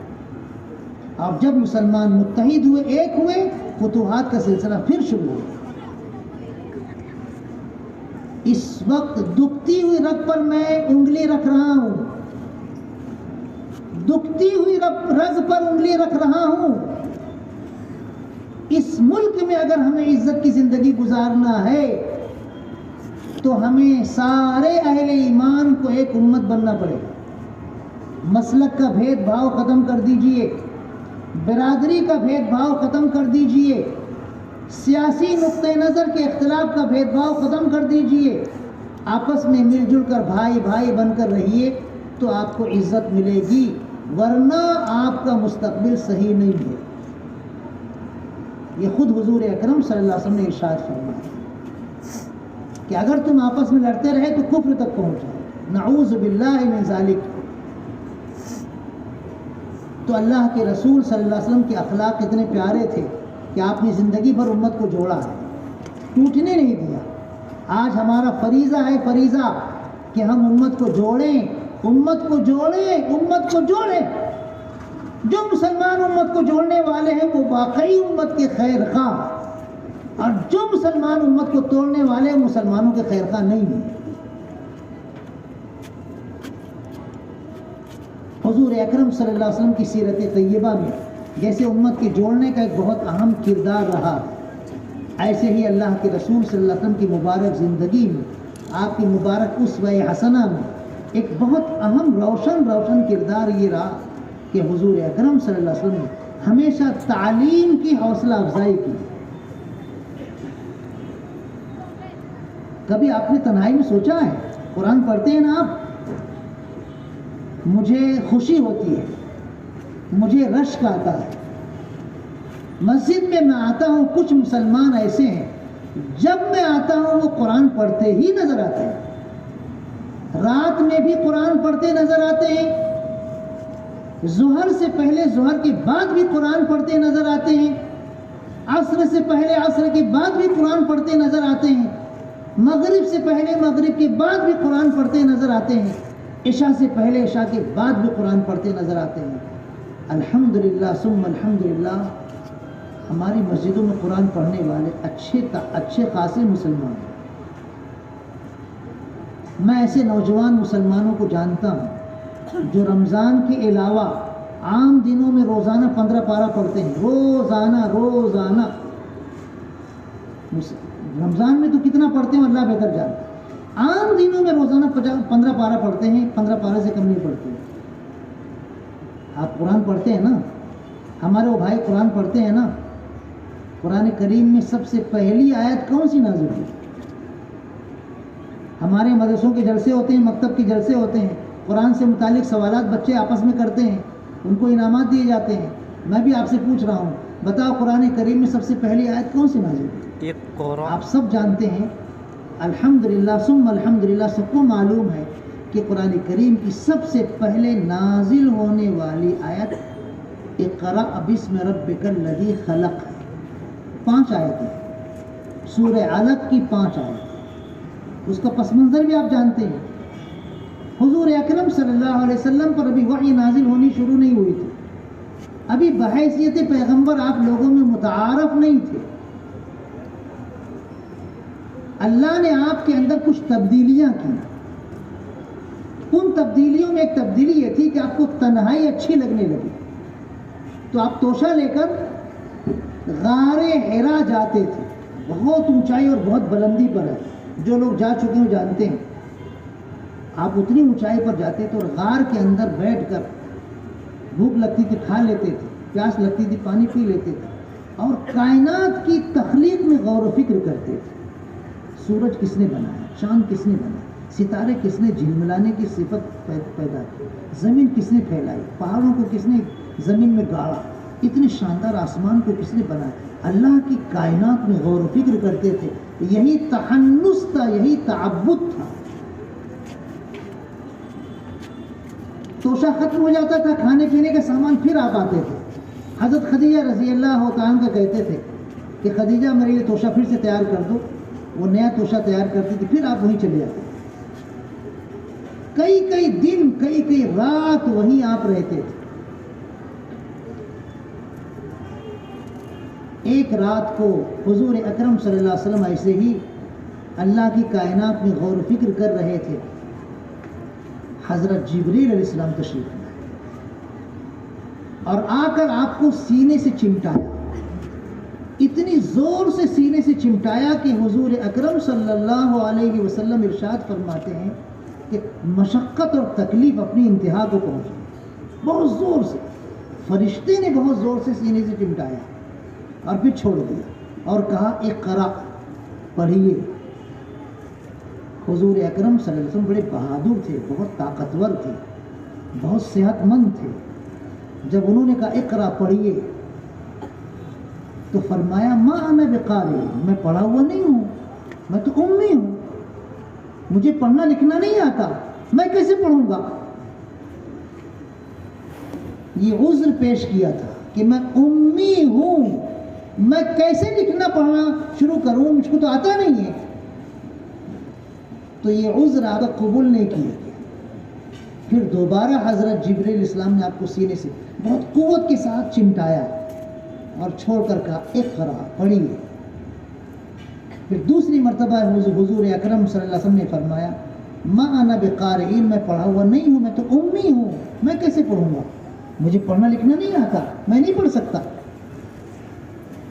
تیسری مرتبہ فرشتے نے پھر اپنے سینے سے چمٹایا بہت قوت کے ساتھ اور پھر چھوڑ دیا، کہا اقرا، آپ نے وہی جواب دیا۔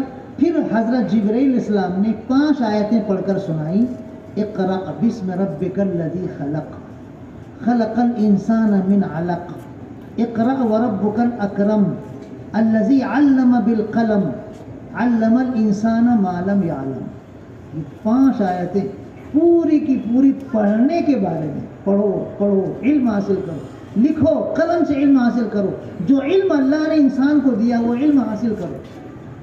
5 آیتوں میں علم، علم، پڑھنا پڑھنا، لکھنا لکھنا، یہی ہے، صرف ایک آیت نہیں، 5 آیتیں۔ اقرا بسم ربک الذی خلق، پڑھیے اپنے اس پروردگار کے نام سے جس نے پیدا کیا، خلق الانسان من علق، جس نے انسان کو جمے ہوئے خون سے پیدا کیا۔ اقرا، پڑھیے، وربک الاکرم، آپ کا پروردگار بڑی عزتوں والا ہے، الذی علم بالقلم، جس نے انسان کو قلم کے ذریعے علم دیا، علم الانسان ما لم یعلم، انسان جو نہیں جانتا تھا اللہ نے اس کو وہ علم دیا۔ کیا جامع آیتیں ہیں، ان آیتوں پر غور کرو، کیا سبق دیا جا رہا ہے امت کو۔ سب سے پہلا سبق جو قرآن میں ہم کو دیا گیا ہے پڑھنے کا ہے، علم حاصل کرنے کا ہے، لکھنے کا ہے۔ علم اللہ کی ذاتی صفت ہے، علم اللہ کی ذاتی صفت ہے۔ پوری کائنات میں جہاں جہاں جس طرح کا علم موجود ہے وہ اللہ کا دیا ہوا ہے۔ قرآن کا علم اللہ کا دیا ہوا، حدیث کا علم اللہ کا دیا ہوا، فقہ اور مسائل کا علم اللہ کا دیا ہوا، فصاحت و بلاغت کا علم اللہ کا دیا ہوا، سیاست کا علم اللہ کا دیا ہوا، تجارت اور بزنس کا علم اللہ کا دیا ہوا، ٹیکنالوجی اور چیزیں بنانے کا علم، صنعت و کاریگری کا علم اللہ کا دیا ہوا ہے۔ پوری کائنات میں جس انداز کا علم آپ کو ملتا ہے وہ کسی اور کا نہیں، اللہ پاک کا دیا ہوا ہے، اللہ رب العزت کا دیا ہوا ہے، اللہ جل جلالہ وعم نوالہ کا دیا ہوا ہے۔ سائنس جو اللہ نے عطا فرمایا ہے یہ آپ کے سائنسدانوں کی ایجاد نہیں ہے، یہ اللہ کی دی ہوئی نعمت ہے۔ ٹیکنالوجی کا علم یہ ہمارے صنعت کاروں کا علم نہیں ہے، یہ اللہ نے عطا فرمایا ہے۔ پوری کائنات میں جہاں جہاں جس انداز کا علم ہے وہ اللہ کا دیا ہوا۔ اللہ پاک فرما رہا ہے اقرا بسم ربک الذی خلق، رب کا لفظ اللہ نے استعمال کیا، رب، پڑھو اپنے اس رب کے نام سے جس نے پیدا کیا۔ رب کہتے ہیں پالنہار کو، پالنے والے کو، پروردگار کو۔ اللہ پاک کے لفظ کے، اللہ پاک کا لفظ یہاں پر استعمال کیا جا سکتا ہے، اقرا بسم اللہ کہا جا سکتا ہے، پڑھیے اللہ کے نام سے، لیکن بسم اللہ نہیں کہا گیا، اقرا بسم ربکا کہا گیا۔ اس کا مطلب یہ کہ اللہ کی پروردگاری، اللہ کی ربوبیت اور اللہ کی خلاقیت کے لیے جتنے علوم آپ کو کائنات میں ملتے ہیں وہ سب اللہ کے دیے، سب پڑھو، سب پڑھو۔ اسلام کسی علم کو حاصل کرنے سے روکتا نہیں ہے۔ آپ سائنسداں بننا چاہتے ہیں، شوق سے بنیے۔ آپ انجینئر بننا چاہتے ہیں، شوق سے بنیے۔ آپ ڈاکٹر بننا چاہتے ہیں، شوق سے بنیے۔ آپ عصری علوم میں کوئی اور علم حاصل کرنا چاہتے ہیں، شوق سے حاصل کیجئے۔ دین کے شعبوں میں جو علم ہے، قرآن کا، حدیث کا، فقہ کا، وہ حاصل کرنا چاہتے ہیں، شوق سے حاصل کیجئے۔ یہ سب مسلمان کی میراث ہے، مسلمان کی ملکیت ہے، مسلمان کا تحفہ ہے، اللہ کی طرف سے دیا گیا ہے۔ پڑھیے پڑھیے پڑھیے۔ افسوس کی بات ہے کہ جس قوم کو 3 مرتبہ یہ پیغام دیا گیا اس کے محبوب پیغمبر صلی اللہ علیہ وسلم کے ذریعے، پڑھیے پڑھیے پڑھیے، وہ قوم آج پوری دنیا کی قوموں میں پڑھنے کے میدان میں پیچھے ہے۔ تھوڑی سی بیداری ضرور نظر آ رہی ہے مسلم طلبہ اور طالبات میں، جس کی وجہ سے امید پیدا ہوئی ہے کہ یہ امت تعلیم کے میدان میں آگے بڑھے گی، لیکن جتنی ہم کو تعلیم میں پیش رفت کرنی تھی اتنی پیش رفت ابھی ہماری جانب سے ہوئی نہیں۔ ایک زمانہ تھا پورا یورپ اندھیرے میں تھا، کوئی علم کی روشنی نہیں تھی، اور اسلامی ممالک، اسلامی شہروں میں علم ہی علم تھا، سائنس کا علم، ٹیکنالوجی کا علم، انجینئرنگ کا علم، ڈاکٹری کا علم، جتنے علوم ہو سکتے ہیں قرآن حدیث اور دینی علوم کے ساتھ ساتھ وہ اسلامی ممالک میں تھے، یورپ میں نہیں تھا، یورپ میں نہیں تھا۔ آج معاملہ برعکس ہو گیا، یورپ میں علم ہی علم ہے اور ہمارے مسلم ممالک میں علم نہیں۔ ہم لوگ علم میں بہت پیچھے ہیں۔ حضور اکرم صلی اللہ علیہ وسلم نے ارشاد فرمایا ہے، انما بعثت معلما، مجھے معلم بنا کر ہی بھیجا گیا ہے۔ لفظ انما عربی زبان میں تاکید کے لیے آتا ہے، جو آخری میں جملے میں جو لفظ آتا ہے اس میں تاکید ہوتی ہے۔ اس جملے میں حضور اکرم صلی اللہ علیہ وسلم نے ارشاد فرمایا، انما بعثت معلما، او کما قال علیہ الصلوۃ والسلام، مجھے معلم ہی بنا کر بھیجا گیا۔ حضور اکرم صلی اللہ علیہ وسلم معلم ہیں، تعلیم دینے والے ہیں۔ آپ امی ہیں لیکن اللہ نے آپ کو اولین و آخرین کا علم دیا اور آپ کو معلم بنا کر بھیجا ہے۔ ہم کو چاہیے کہ ہم علم حاصل کریں۔ اگر ہم علم نہیں حاصل کر رہے ہیں، صرف جھنڈا لہرا رہے ہیں، صرف جلوس نکال رہے ہیں، صرف ڈی جے بجا رہے ہیں، یہ حضور اکرم صلی اللہ علیہ وسلم کی سنت پر عمل نہیں ہے، یہ حضور اکرم صلی اللہ علیہ وسلم کے اسوہ حسنہ کو قبول کرنا نہیں ہے، یہ حضور اکرم صلی اللہ علیہ وسلم سے اپنا تعلق مکمل طور پر ظاہر کرنا نہیں ہے۔ علم حاصل کیے بغیر ہم عاشق رسول نہیں ہو سکتے۔ ہم کو چاہیے کہ علم کے میدان میں آگے بڑھیں۔ ہم اپنے بچوں کو دیکھتے ہیں ضائع ہو رہے ہیں، ضائع۔ ہم اپنے نوجوانوں کو دیکھتے ہیں ضائع ہو رہے ہیں۔ ہمارا نوجوان ضائع ہو رہا ہے، ہمارے بچے ضائع ہو رہے ہیں۔ ارے ان بچوں کو پڑھاؤ، اپنے گھر کی چہار دیواری میں پڑھاؤ، مدرسوں اور مکتب میں پڑھاؤ، ہماری اسکولوں میں پڑھاؤ، پڑھنے کی جتنی دانشگاہیں، درسگاہیں، سب میں اپنے بچوں کو تعلیم دو۔ ایک وقت بھوکے رہو، ایک وقت فاقہ کرو، لیکن بچوں کی تعلیم کا پورا انتظام کرو۔ مسلمانوں کو ہوش کے ناخن لینا چاہیے۔ جس پیغمبر صلی اللہ علیہ وسلم نے غزوہ بدر کے موقع پر کافر قیدیوں کو فدیہ لے کر چھوڑا تھا، مال لے کر چھوڑا تھا، ان کافر قیدیوں میں جن کو لکھنا پڑھنا آتا تھا، حضور اکرم صلی اللہ علیہ وسلم نے ان کافر قیدیوں سے کہا کہ تم مسلمان بچوں کو پڑھاؤ لکھاؤ، ہم تم سے پیسے نہیں لیں گے، ویسے ہی تم کو چھوڑ دیں گے۔ حضور اکرم صلی اللہ علیہ وسلم کو امت کی بچوں کی تعلیم کی اتنی فکر تھی۔ حضور اکرم صلی اللہ علیہ وسلم مسجد نبوی میں تشریف لائے، ایک حلقے میں دعا مانگی جا رہی تھی، اللہ کا ذکر ہو رہا تھا، آپ دیکھ کر خوش ہوئے۔ دوسرے حلقے میں علم سکھایا جا رہا تھا، علم حاصل کیا جا رہا تھا۔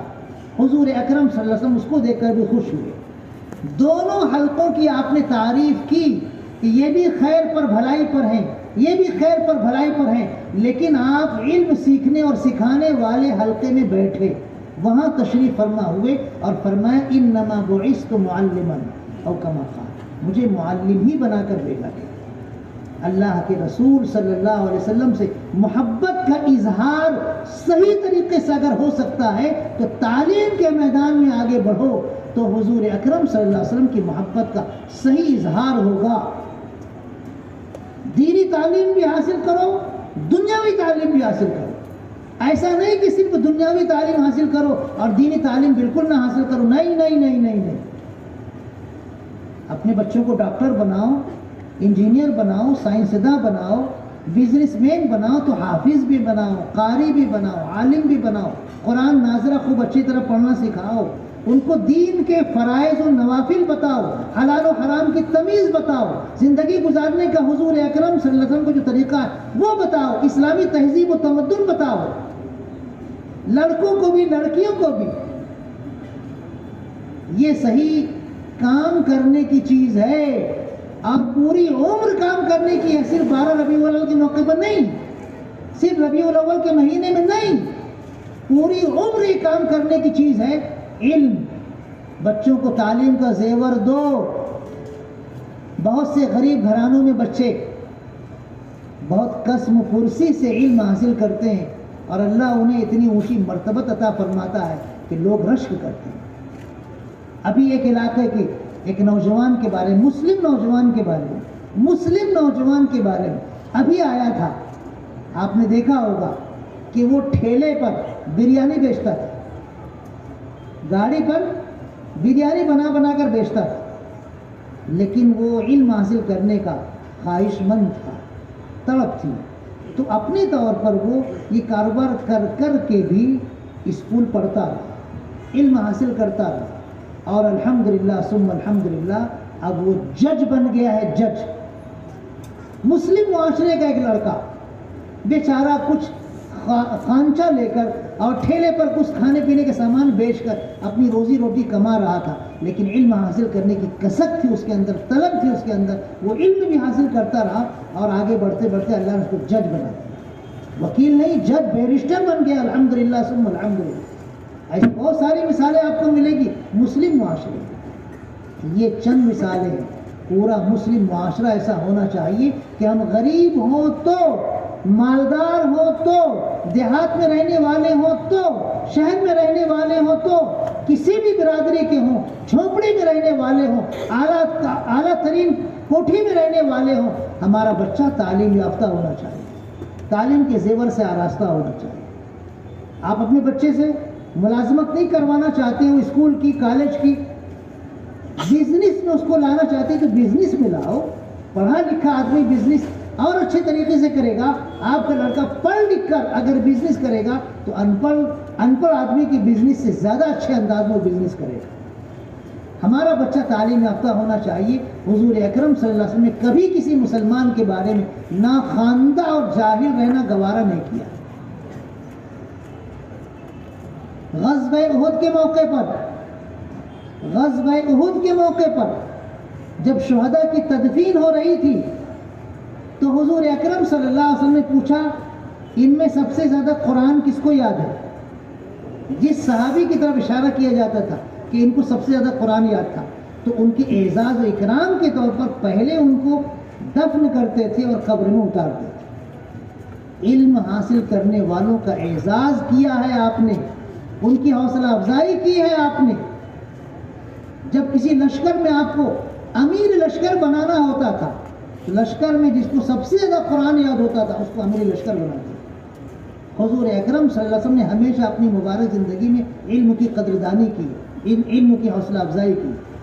لیکن آپ سوچتے ہوں گے یہ قرآن کا علم ہے، یہ تو دین کا علم ہے اور دنیاوی علوم.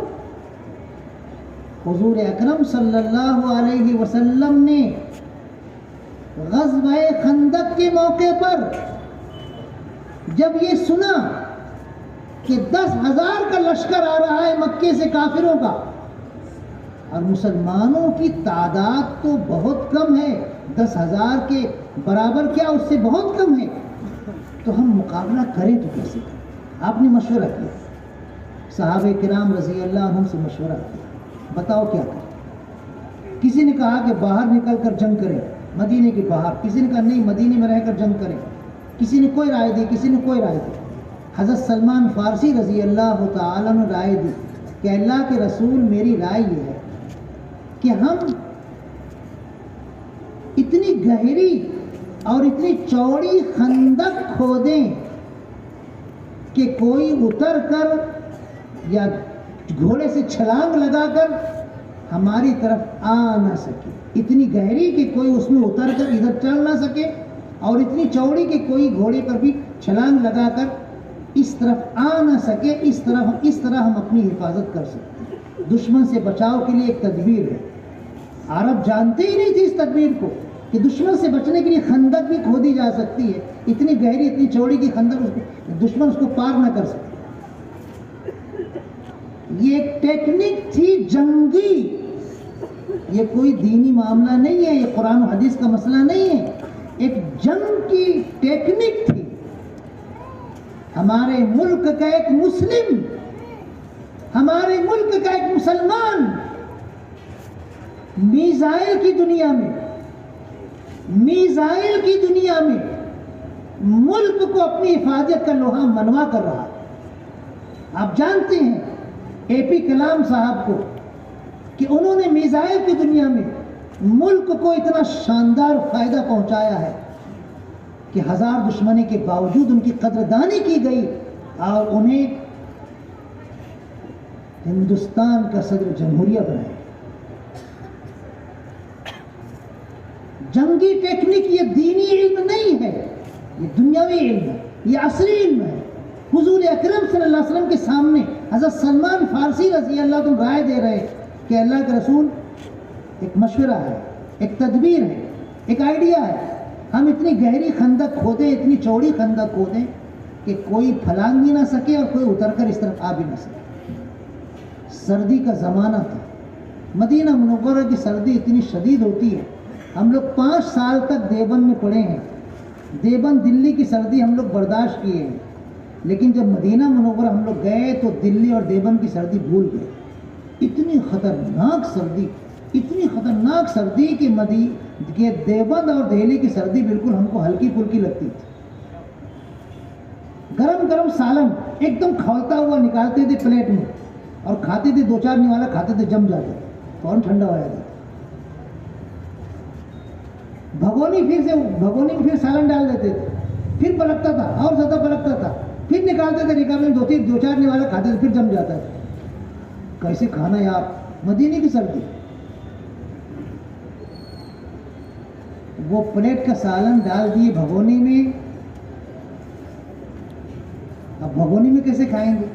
تو پھر بھگونی سے نکال کر پلیٹ ایسی لائے جو آنچ پر بھی رکھ کر، چولہے پر بھی رکھ کر ٹوٹتی نہیں تھی، جلتی نہیں تھی، ایسا برتن لا کر وہ ہیٹر پر رکھ کے اور وہ گرم گرم ابلتے ہوئے برتن میں ہم لوگ کھائے۔ ایسی سردی ہوتی ہے مدینہ میں۔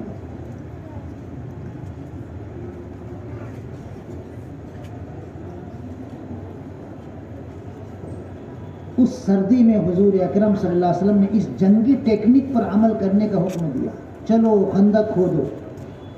صحابہ کرام رضی اللہ عنہ خندق کھود رہے، سردی بہت شدید ہے، کھانے کے لیے کچھ نہیں، پینے کے لیے کچھ نہیں۔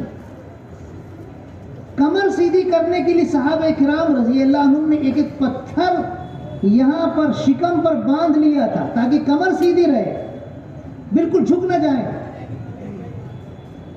ایک جگہ خندق ایسی جگہ پر آ گئی کہ کدال مارتے مارتے سارے صحابہ تھک گئے، پتھر کی چٹان تھی، ٹوٹنے کا نام ہی نہیں لے رہی تھی۔ حضور اکرم صلی اللہ علیہ وسلم تشریف لائے، آپ کو بتایا کہ آپ تشریف لائے، اپنے دست مبارک میں آپ نے کدال لیا، تیشہ لیا، اور اللہ کا نام لے کر جب آپ نے مارا ہے پتھر کی چٹان پر تو پتھر کی چٹان ریزہ ریزہ ہوتی ہے۔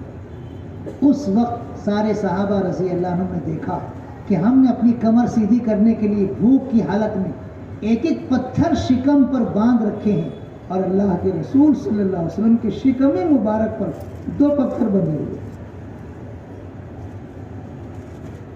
اتنی بھوک آپ نے برداشت کی، اتنی سردی آپ نے برداشت کی، ایک جنگی نئی ٹیکنک پر عمل کرنے کے لیے، اس سے بڑھ کر حوصلہ افزائی کیا ہو سکتی ہے؟ عصری تعلیم کی حوصلہ افزائی اس سے بڑھ کر کیا ہو سکتی ہے؟ اللہ کے رسول صلی اللہ علیہ وسلم نے سلمان فارسی رضی اللہ عنہ کی اس جنگی ٹیکنک کی رائے کو قبول کر کے، اس عصری تعلیم کی ایک شق کو، ایک شعبے کو قبول کر کے آپ نے اس کی حوصلہ افزائی کی، اور اللہ نے مسلمانوں کو فتح عطا فرمائی۔ 1 مہینے تک کافروں کا لشکر رہا، بہت کوشش کی، تیر مارتے رہے، لیکن وہ قابو نہیں پا سکے۔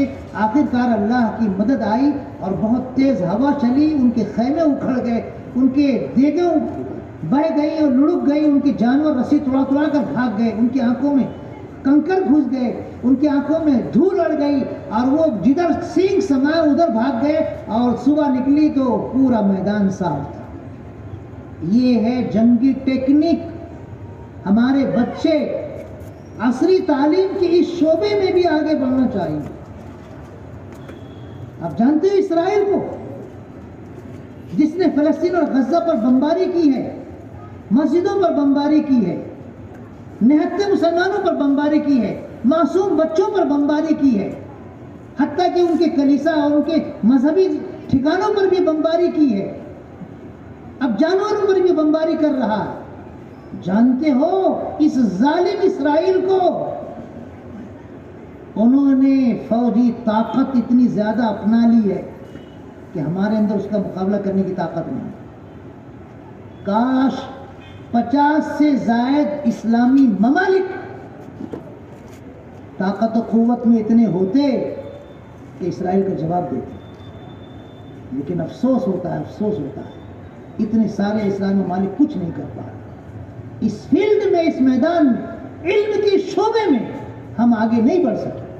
اسرائیل کا بچہ ہتھیار چلانا جانتا ہے، اسرائیل کا بچہ ہتھیار بنانا جانتا ہے، اور ہم محلوں میں دیکھو ایک سے ایک کھانا ون، ایک سے ایک کھانے کی ڈش، ایک سے ایک عیاشی کے مراکز۔ ہمارا نوجوان صرف کھانے پینے اور عائش کرنے ہی میں اپنی پوری زندگی تباہ و برباد کر رہا ہے۔ اپنی طاقت کو بڑھانا چاہیے تھا۔ قرآن کریم کا اللہ نے حکم دیا ہے وَأَعِدُّوا لَهُم مَّا اسْتَطَعْتُم مِّن قُوَّةٍ۔ حضور اکرم صلی اللہ علیہ وسلم نے صحابہ کرام رضی اللہ عنہم کو اس فیلڈ میں آگے بڑھایا، لیکن عصری تعلیم کا یہ شعبہ آج ہماری زندگی میں بالکل پیاسا ہے۔ ہم کو چاہیے کہ عصری علوم میں آگے بڑھیں، عصری علوم میں، دنیاوی علوم میں آگے بڑھیں، اپنے بچوں کو دیندار بنائیں، ان کا ایمان مضبوط کریں، ان کے دلوں میں حضور اکرم صلی اللہ علیہ وسلم کی محبت ریشے ریشے میں پیوست کریں، ان کا عقیدہ درست کریں، اور پھر ان کو عصری تعلیم میں بہت آگے لے جائیں، ان کے ایمان کی حفاظت کے لیے اللہ سے دعا کریں۔ اس طرح ہم کو کرنا چاہیے، اور یہ حضور اکرم صلی اللہ علیہ وسلم کی سنت ہے۔ عصری علوم کی آپ نے حوصلہ افزائی کی ہے، دینی علوم کی آپ نے حوصلہ افزائی کی ہے۔ علم کے میدان میں ہم بہت پیچھے ہیں۔ شہر میں مجھے ایک اسکول بتا دیجیے جہاں پر ہمارے جھگڑے نہ ہوں۔ اتنے کیس چل رہے ہیں اسکولوں میں کہ ایسا محسوس ہوتا ہے کہ وہ دن رات بس کیس لڑنے ہی کے فکر میں رہتے ہوں گے۔ کھانے پینے بچوں کی ضرورت کے لیے کوئی ان کو اپنے خیال اور دماغ میں شعبہ ملتا ہی نہیں ہوتا۔ اتنے کیس ہمارے اسکولوں کے، تعلیم گاہوں میں، دانش گاہوں میں ہمارے جھگڑے، مدرسوں میں ہمارے جھگڑے ہوتے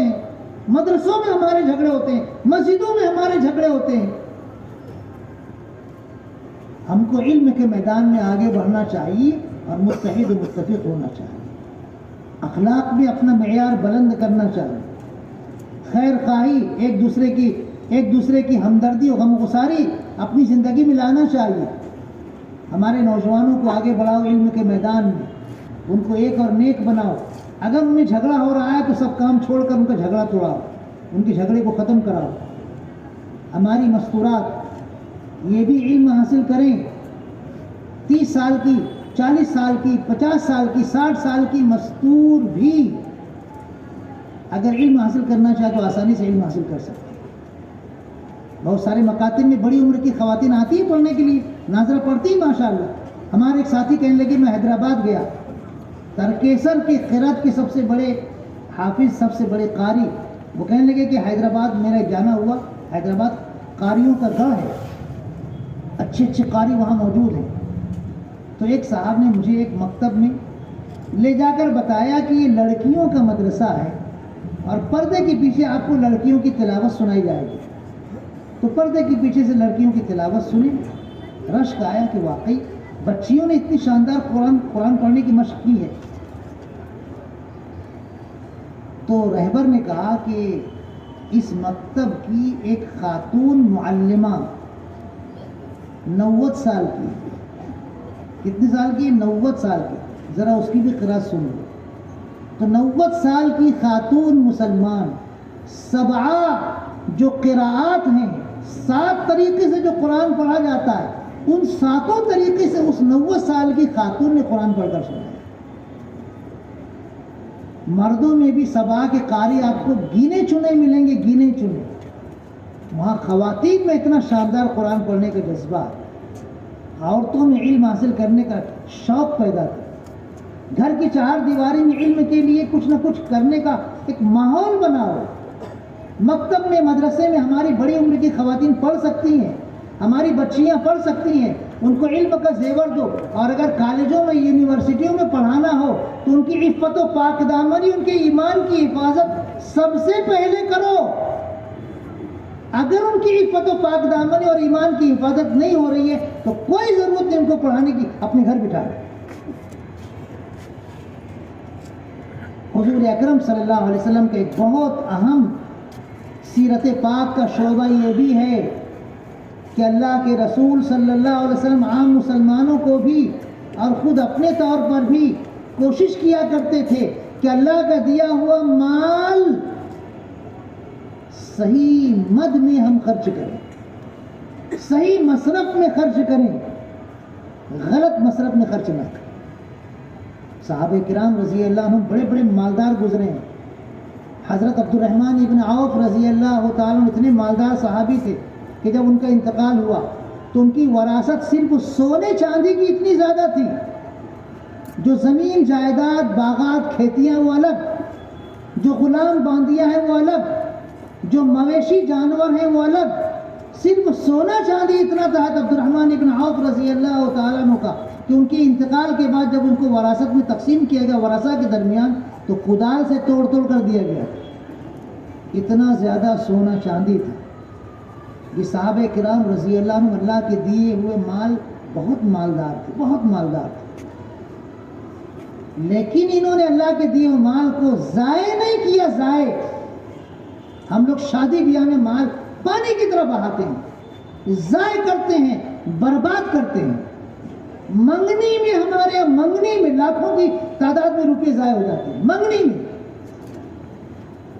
شادی بیاہ میں، ڈیکوریشن میں لاکھوں کی تعداد میں روپے ہم پانی کی طرح بہا دیتے ہیں۔ حالانکہ کم سے کم انداز میں بھی منگنی ہو سکتی ہے، ولیمہ ہو سکتا ہے، شادی بیاہ ہو سکتی ہے، دلہن کی رخصتی ہو سکتی ہے۔ شادی بیاہ مال خرچ کرنے کا میدان نہیں۔ میں بارہا کہہ چکا ہوں کہ شادی بیاہ یہ مال خرچ کرنے کا میدان نہیں ہے۔ بچوں کی تعلیم پر مال خرچ کرو، بچوں کی بزنس اور تجارت میں لگانے کے لیے مال خرچ کرو، دینی درسگاہوں کے ترقی دینے کے لیے مال خرچ کرو، جو مسلمان بے دین ہیں ان کو دیندار بنانے میں مال خرچ کرو، اللہ کی رضا کے لیے مال خرچ کرو۔ شادی بیاہ میں مال خرچ مت کرو، کم سے کم خرچ میں بھی شادی ہو سکتی ہے۔ حضور اکرم صلی اللہ علیہ وسلم صحابہ کرام رضی اللہ عنہ کا ذہن یہ بنائے کہ مال اللہ کا دیا ہوا خیر ہے، بھلائی ہے، ایک بہت بڑا انعام ہے۔ جب اللہ دے تو اس کو ضائع مت کرو۔ ہم کو بھی اللہ اگر 2 پیسہ دے تو اس کو ضائع مت کرنا، یاد رکھنا ہے۔ جو اللہ دینا جانتا ہے وہ اللہ لینا بھی جانتا ہے۔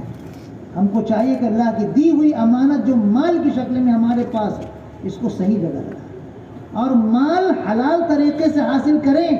حضور اکرم صلی اللہ علیہ وسلم نے ارشاد فرمایا، جو جسم حرام مال کھا کھا کے پلا بڑا ہے وہ جہنم ہی کے لیے زیادہ بہتر ہے. ہمارے جسم میں، ہمارے پیٹ میں حلال لقمہ جانا چاہیے، حرام نہیں. حضور اکرم صلی اللہ علیہ وسلم کی سیرت پاک کا اہم شعبہ ہے حلال روزی کمانا، حلال لقمہ استعمال کرنا. حرام طریقے سے مال اگر ہم کما رہے ہیں تو یاد رکھو یہ اگر صدقہ بھی کرو گے تو قبول نہیں ہوگا، نیکی میں بھی لگاؤ گے تو قبول نہیں ہوگا. اور اگر ہم یہ چھوڑ کر جائیں گے، حرام طریقے سے کمایا ہوا مال ہم انتقال کر کے یہاں چھوڑ کر جائیں گے تو اس وقت اپنے بچوں کے لیے جہنم کے انگارے چھوڑ کر جائیں گے. آج لوگ شیئر مال مارکیٹ میں شیئر حاصل کرنے کے چکر میں دیوانے ہو گئے ہیں. کس طریقے سے شیئر حاصل کرنا حلال ہے، کس طریقے سے شیئر حاصل کرنا حرام ہے، اس کو بھی جاننے کی کوئی توفیق نہیں. ابے طے ہم مالی کر رہے ہیں، لگا دے بیٹا، ہر مہینے تو اتنا ملتا رہیے. یہ سوچ ہو گئی ہے. کیسے بھی ہو مال گھسیٹو، کیسے بھی ہو مال کماؤ، حلال طریقے سے حرام طریقے سے، کوئی تمیز نہیں رہے گی. حضور اکرم صلی اللہ علیہ وسلم نے پیشین گوئی تھی کہ ایک زمانہ ایسا آئے گا کہ آدمی مال کمائے گا، وہ احساس نہیں کرے گا، فکر نہیں کرے گا کہ حلال طریقے سے میں نے حاصل کیا ہے کہ حرام طریقے سے. سود کی بنیاد پر ہماری عورتوں کے پاس غیر مسلم عورتیں آتی ہیں، غیر مسلم مرد آتے ہیں اور کہتے ہیں کہ آپا یہ 20,000 لے لو، یہ 40,000 لے لو، یہ 50,000 لے لو، تمہاری بچی کی شادی ہونی ہے، تمہارے بچے کو تعلیم میں پیسے لگیں گے، تم کو گھر بنانا اس میں پیسے لگیں گے، لے لو، صرف 2% دینا ہے، بس 2% بس، زیادہ نہیں ہے. اب وہ لے لیتے ہیں بیچارے اور پھر اس کو ادا نہیں کر پاتے ہیں تو ہماری مستورات کی عزت داؤ پر لگ جاتی ہے، ہماری مستورات کی جان خطرے میں پڑ جاتی ہے، ادا کرنا مشکل ہوتا ہے. ایک نوجوان مجھ سے آ کر کہنے لگا، مولانا آج کی بات نہیں ہے، 4-5 سال پہلے کی بات ہے، مولانا میرے اوپر 3 لاکھ کا قرضہ ہے، کچھ کرو نا. میں نے کہا کتنا کیا جائے، آپ کو 1,000 2,000 5,000 10,000 دیں گے اور کیا دیں گے؟ بولے 3 لاکھ کا قرضہ دینا ہے، 3 لاکھ کا. میں نے کہا دیکھو مسلمان جو مالدار ہیں اسے آپ تھوڑا سا بول کر دیکھو. تو بولے تو بہت مشکل سے ان کے پاس 10,000 روپے جمع ہوئے. مجھے آپ کہنے کہ وہاں 3 لاکھ قرضہ ادا کرنا اور 10,000 مجھ کو صرف زکوٰۃ اور صدقے میں ملا ہے، کیسے میں ادا کروں گا؟ تو میں نے اسے پوچھے 3 لاکھ تم پر قرضہ کیسے ہو گیا؟ ہاں تم بظاہر کوئی بہت زیادہ شاندار کپڑا پہننے والے، بہت کار پہ گھومنے والے بھی تو نظر نہیں آتے، وہی سائیکل کھچر چلتے رہتے، پھر تم 3 لاکھ کیسے مقروض ہو گئے؟ تو کہا مولانا میں نے قرضہ نہیں لیا، میری گھر کی عورتوں نے، وہ کچھ عورتوں کے بہکاوے میں آ کر قرضہ لینا شروع کیا اور اس کو ادا نہیں کیے، وہ سود پر سود بڑھتے 3 لاکھ. ہمارے گھروں کی چہار دیواری میں عورتیں لا علمی میں مقروض ہوتی ہیں، ادا نہیں کر پاتی. کتنے ایسے مسلمان میں آپ کو بتا دوں جو قرض کے بوجھ تلے دبے ہوئے ہیں اور سود کی بنیاد پر قرض لیے. قرآن کریم میں سود کے بارے میں حضور اکرم صلی اللہ علیہ وسلم نے وارننگ دی تھی، اور قرآن کریم میں بھی اللہ پاک نے ارشاد فرمایا کہ اگر سودی کاروبار بند نہیں کرو گے تو اللہ اس کے رسول کی جانب سے تمہارے خلاف اعلان جنگ. قرآن کریم میں اللہ پاک نے ارشاد فرمایا کہ سود کا مال بڑھتا ہوا نظر آتا ہے لیکن انجام اس کا تباہی ہے. حضور اکرم صلی اللہ علیہ وسلم نے جس سود کی آیت حرمت کی نازل ہوئی، آپ نے فرمایا اللہ نے سود کو حرام قرار دے دیا. ہمارے خاندان میں میرے چچا حضرت عباس رضی اللہ عنہ بزنس مین ہے، بہت بڑا ان کا کاروبار ہے، وہ لوگوں کو قرض دیتے رہے ہیں سود کی بنیاد پر. میں اپنے چچا کی جانب سے سارے سود کو معاف کرتا ہوں، اصل رقم ان کی تم لوگ ادا کرو بس کافی. سود حرام ہے، اب سود کی بنیاد پر کاروبار نہیں چلے گا. سیرت پاک کا اہم جز ہے حلال طریقے سے کماؤ، حلال لقمہ حاصل کرو. حرام طریقے سے کماؤ گے حضور اکرم صلی اللہ علیہ وسلم کی بھی بددعا لگے گی، اور قرآن کریم میں جو تباہی و بربادی کی ایک وعید سنائی گئی اس کے بھی شکار ہو جائے. کتنے ایسے مسلمان ہیں جو کاروبار میں حلال و حرام کی تمیز نہیں کرتے ہیں، چوری کا مال بھی خرید لیں گے، بیچ ڈالیں گے، دیکھیں گے مال اچھا نہیں ہے، دھوکہ دے کے اس کو قسم کھا کے کیسے اسے کر کے بیچ ڈالیں گے. حضور اکرم صلی اللہ علیہ وسلم نے مارکیٹ میں جا کر فرمایا تھا کہ بزنس میں، کاروبار میں، تجارت میں جو ہم کو دھوکہ دے گا ہم میں سے نہیں، وہ مسلمان نہیں ہے۔ آج کتنے ایسے کاروبار کرنے والے مسلمان ہیں، کاروباری ہیں، جو دھوکہ دے کر کاروبار کر رہے ہیں۔ زمین بیچ دیے، اس کو بھی اس کو بھی، سب سے پیسہ لے لیے۔ زمین بولے 50 بائی 50، پیسہ لے لیے، نقشہ بھی دے دیے۔ جب وہ گئے لینے کے لیے تو معلوم ہوا 40 بائی 40 ہے، 45 بائی 40 ہے، 48 بائی 50 ہے، 50 بائی 50 ہے ہی نہیں۔ کیا ہو؟ تم تو بولے تھے 50 بائی 50۔ ارے تو 2-4 فٹ ادھر ادھر ہو جاتا نا ہو۔ کاروبار میں حلال طریقے سے کام کرو، حرام طریقے سے بالکل مت کرو۔ حضرت عبداللہ ابن عمر رضی اللہ عنہ فرماتے ہیں کہ یہ حدیث میں نے حضور اکرم صلی اللہ علیہ وسلم سے سنی ہے، اگر میں نے اپنے کانوں سے یہ حدیث نہیں سنی ہے اور میں اپنے من سے بیان کر رہا ہوں تو میرے کان بہرے ہو جائیں۔ اپنے خلاف بددعا کی، فرمایا میں نے خود اپنے کانوں سے حضور اکرم صلی اللہ علیہ وسلم سے یہ حدیث سنی ہے۔ آپ نے فرمایا کہ اگر کوئی شخص نماز پڑھ رہا ہے 10 درہم کے کپڑے کو پہن کر، 10 درہم کا کپڑا ہے، اس میں 9 درہم حلال کے ہیں، 1 درہم حرام کا ہے، تو آپ نے فرمایا کہ یہ 9 درہم کے حلال پیسے والا کپڑا صرف 1 درہم کے حرام پیسے والا کپڑا پہن کر نماز پڑھے گا تو نماز قبول نہیں ہوگی۔ حرام طریقے سے مال مت کماؤ، حلال طریقے سے کماؤ۔ حرام لقمہ اپنے پیٹ میں، اپنے بچے کو پیٹ میں مت داخل کرو، حلال طریقہ اپنے پیٹ میں، اپنے بچوں کے پیٹ میں داخل کرو۔ یہ بھی حضور اکرم صلی اللہ علیہ وسلم کی سنت ہے، یہ بھی حضور اکرم صلی اللہ علیہ وسلم کا اسوہ حسنہ ہے۔ آپ مسجد نبی میں تشریف فرما ہے، زکوٰۃ اور صدقے کا ڈھیر لگا ہوا ہے، کھجوروں کا، سارے مسلمان بیٹھے ہوئے مجلس ہے، آپ کے محبوب نواسے حضرت حسن رضی اللہ عنہ کھیلتے کھیلتے آتے ہیں، بچے ہیں، معصوم بچے ہیں، دیکھتے ہیں کھجور ہے، ایک کھجور اٹھا کر منہ میں ڈال دیتے ہیں۔ بچوں کا تو مزاج ہی ہوتا ہے کھانے پینے کی چیزوں پر جھپٹا مارتے ہیں اور منہ میں ڈال دیتے ہیں۔ حضور اکرم صلی اللہ علیہ وسلم نے دیکھا میرا نواسا، میرا محبوب نواسا، میری آنکھوں کا تارا نواسا، میرے لیے گلاب کے پھول کی طرح خوشبودار نواسا زکوٰۃ کا مال، صدقے کا مال کھا رہا ہے، اللہ نے ہمارے لیے حرام قرار دیا اور کھا رہا ہے۔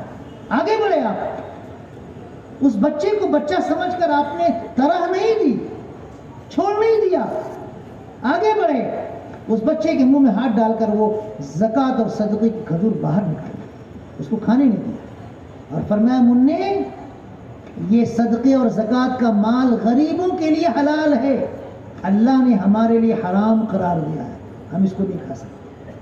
یہ سنت رسول ہے، یہ حضور اکرم صلی اللہ علیہ وسلم کا اسوہ حسنہ۔ کتنے ایسے مسلمان ہیں کہ حرام طریقے سے پوری زندگی مال کماتے رہتے ہیں، ان کے بچے حرام طریقے سے زندگی بھر مال کماتے رہتے ہیں، اور 12 ربیع الاول کے آس پاس خوب شان بان سے وہ عاشق رسول ہونے کا دعویٰ کرتے ہیں۔ عشق رسول ہمارا بہت قیمتی سرمایہ ہے، محبت رسول ہماری بہت قیمتی پونجی ہے، اس کو سنبھال کے رکھیے گا، اس کو سنبھال کے رکھیے گا۔ قبر میں ہم سے جو سوالات ہوں گے، من رب کا، تیرا رب کون ہے؟ من نبیوں کا، تیرے نبی اور رسول کون ہے؟ ما دین کا، تیرا دین کیا ہے؟ اس میں ایک سوال ہوگا، حضور اکرم صلی اللہ علیہ وسلم کو دکھایا جائے گا، حضور اکرم صلی اللہ علیہ وسلم کو دکھایا جائے گا اور پوچھا جائے گا یہ کون ہے؟ اگر واقعی عاشق رسول ہیں، اگر واقعی ایمان والے ہیں تو کہہ دیں گے یہ اللہ کے سچے رسول ہیں، یہ ہمارے پاس سچا دین لے کر اللہ کا لائے ہیں، ہم نے اسے قبول کیا ہے، یہ حضرت محمد صلی اللہ علیہ وسلم۔ اور اگر عشق رسول نہیں ہے، محبت رسول نہیں ہے، حضور اکرم صلی اللہ علیہ وسلم کی تعلیمات نہیں ہے، ایمان نہیں ہے، تو جواب نہیں دے سکیں گے، ہائے ہائے کہتے رہ جائیں گے، لا ادری لا ادری کہتے رہ جائیں گے، ہمیں نہیں معلوم، ہمیں نہیں معلوم۔ نعوذ باللہ من ذالک۔ عشق رسول یقیناً بہت قیمتی سرمایہ ہے، لیکن عشق رسول کی قدر کرنی چاہیے، اللہ کے رسول صلی اللہ علیہ وسلم کی اطاعت ضروری ہے۔ میں نے 2 حدیثیں پڑھی ہیں، ایک حدیث میں اللہ کے رسول صلی اللہ علیہ وسلم نے ارشاد فرمایا تم میں سے کسی کا ایمان کامل نہیں ہوگا اس وقت تک جب تک کہ میں اس کی نگاہوں میں اس کے ماں باپ سے، اس کے بال بچوں سے، اس کے اپنی ذات سے، تمام انسانوں سے زیادہ محبوب ہوں۔ یہ محبت ہمارے لیے سرمایہ ہے۔ اور پھر دوسری حدیث میں نے آپ کے سامنے پیش کی ہے، حضور اکرم صلی اللہ علیہ وسلم ارشاد فرماتے ہیں تم میں سے کسی کا ایمان کامل نہیں ہوگا اس وقت تک جب تک تمہاری خواہشات، تمہارے سوچنے سمجھنے کا انداز اس دین کے تابع نہ ہو جائے جو دین میں لا کر تمہارے سامنے پیش کیا۔ یہ ہے اطاعت رسول، محبت رسول، عشق رسول اور اطاعت رسول، اتباع رسول دونوں ہماری زندگی میں ہونا چاہیے۔ دونوں کی تاکید حضور اکرم صلی اللہ علیہ وسلم نے کی ہے۔ اگر ہم صرف محبت کا دعویٰ کرتے رہیں گے اور اطاعت اور اتباع نہیں ہوگی تو ہم گناہوں میں مبتلا ہوتے رہیں گے۔ ایک صحابی تھے، حضور اکرم صلی اللہ علیہ وسلم کے زمانے میں شراب پی کر گلی میں ڈول رہے تھے، ان کو پکڑ کر لایا گیا، حضور اکرم صلی اللہ علیہ وسلم کے سامنے پیش کیا کہ دیکھو شراب کے نشے میں، آپ نے کہا مارو اس کو۔ کسی نے ہاتھ سے مارا، کسی نے لکڑے کے کپڑے کا سوٹا بنا کے مارا، کسی نے کھجور کی شاخ لا کر مارا، کسی نے جوتے سے مارا۔ حضور اکرم صلی اللہ علیہ وسلم نے فرمایا اب اس کو ذرا سا زبان سے بھی تنبیہ کرو، زبان سے بھی ڈانٹو۔ تو کسی صحابی نے کہا بے شرم، تجھے شرم نہیں آتی؟ حضور اکرم صلی اللہ علیہ وسلم کے ہوتے ہوئے تو شراب پیتا ہے، اور یہ پہلی مرتبہ نہیں ہے، اس سے پہلے بھی تجھ کو لایا گیا اور مارا گیا ہے، ابھی تک تو شراب چھوڑا نہیں۔ حضور اکرم صلی اللہ علیہ وسلم سنتے رہے۔ اس میں سے ایک مسلمان نے کہہ دیا اللہ تجھے ذلیل و رسوا کر دے، تو حضور نے فرمایا نہیں، تم اس کو ڈانٹ رہے ہو، زبان سے چل جائے گا، لیکن اس کو بددعا مت دو، اس کو بددعا مت دو، اس کو یہ مت کہو کہ اللہ تجھے ذلیل و رسوا کر دے، تجھے تباہ و برباد کر دے، بددعا مت دو۔ آپ نے فرمایا کہ میں جانتا ہوں، مشکات شریف کی حدیث ہے، آپ نے فرمایا کہ میں جانتا ہوں یہ شخص اللہ اس کے رسول سے محبت رکھتا ہے۔ آپ نے فرمایا کہ میں جانتا ہوں، اچھی طرح جانتا ہوں کہ یہ شخص جو شراب کے نشے میں اس وقت تم کو نظر آ رہا ہے یہ اللہ اس کے رسول سے محبت رکھتا ہے، لیکن صرف وہ محبت ہی تھی، اطاعت کمزور تھی، جس کی وجہ سے وہ بار بار نشے کی حالت میں لائے جاتے تھے، مار کھاتے تھے۔ اس کا مطلب یہ ہوا کہ محبت رسول تو ہونا ہی چاہیے، اس کے ساتھ ساتھ اطاعت رسول بھی ہونی چاہیے۔ اگر محبت رسول ہے اور اطاعت رسول نہیں ہے تو گناہوں میں ہم مبتلا ہوتے رہیں گے، اور اس کی وجہ سے دنیا کی سزاؤں سے ہم بچ نہیں سکیں گے۔ اللہ ہماری حفاظت فرمائے۔ یہ چند معمولی سیرت پاک کے گوشے تھے۔ سیرت پاک کا عنوان اتنا وسیع عنوان ہے کہ ایک رات نہیں، پورا ایک مہینہ بھی ناکافی۔ اللہ کے رسول صلی اللہ علیہ وسلم کی مبارک زندگی کے اتنے شعبے ہیں، اور ایسے روشن روشن خوشبودار شعبے ہیں کہ ان کو احاطہ کرنا ایک رات میں ناممکن ہے۔ جتنی باتیں کہی گئی ہیں اللہ ان پر ہمیں عمل کرنے کی توفیق عطا فرمائے۔ اللہ اپنے کرم سے ہم سب کو ایک اور نیک بنائے۔ اللہ ہمیں محبت رسول، عشق رسول اور اطاعت رسول، اتباع رسول بھی عطا فرمائے۔ اللہ پاک ہم کو حلال روزی، خوب وسعت و برکت والی عطا فرمائے۔ اللہ ہم کو دینی تعلیم بھی، دنیاوی تعلیم بھی، ہمارے بچوں کو بھی خوب عطا فرمائے۔ اللہ ہمارے بچوں کا ہمارا ایمان محفوظ رکھے، ہمارے بچوں اور بچیوں کی عفت و پاک دامنی کی حفاظت فرمائے۔ آمین وآخر دعوانا۔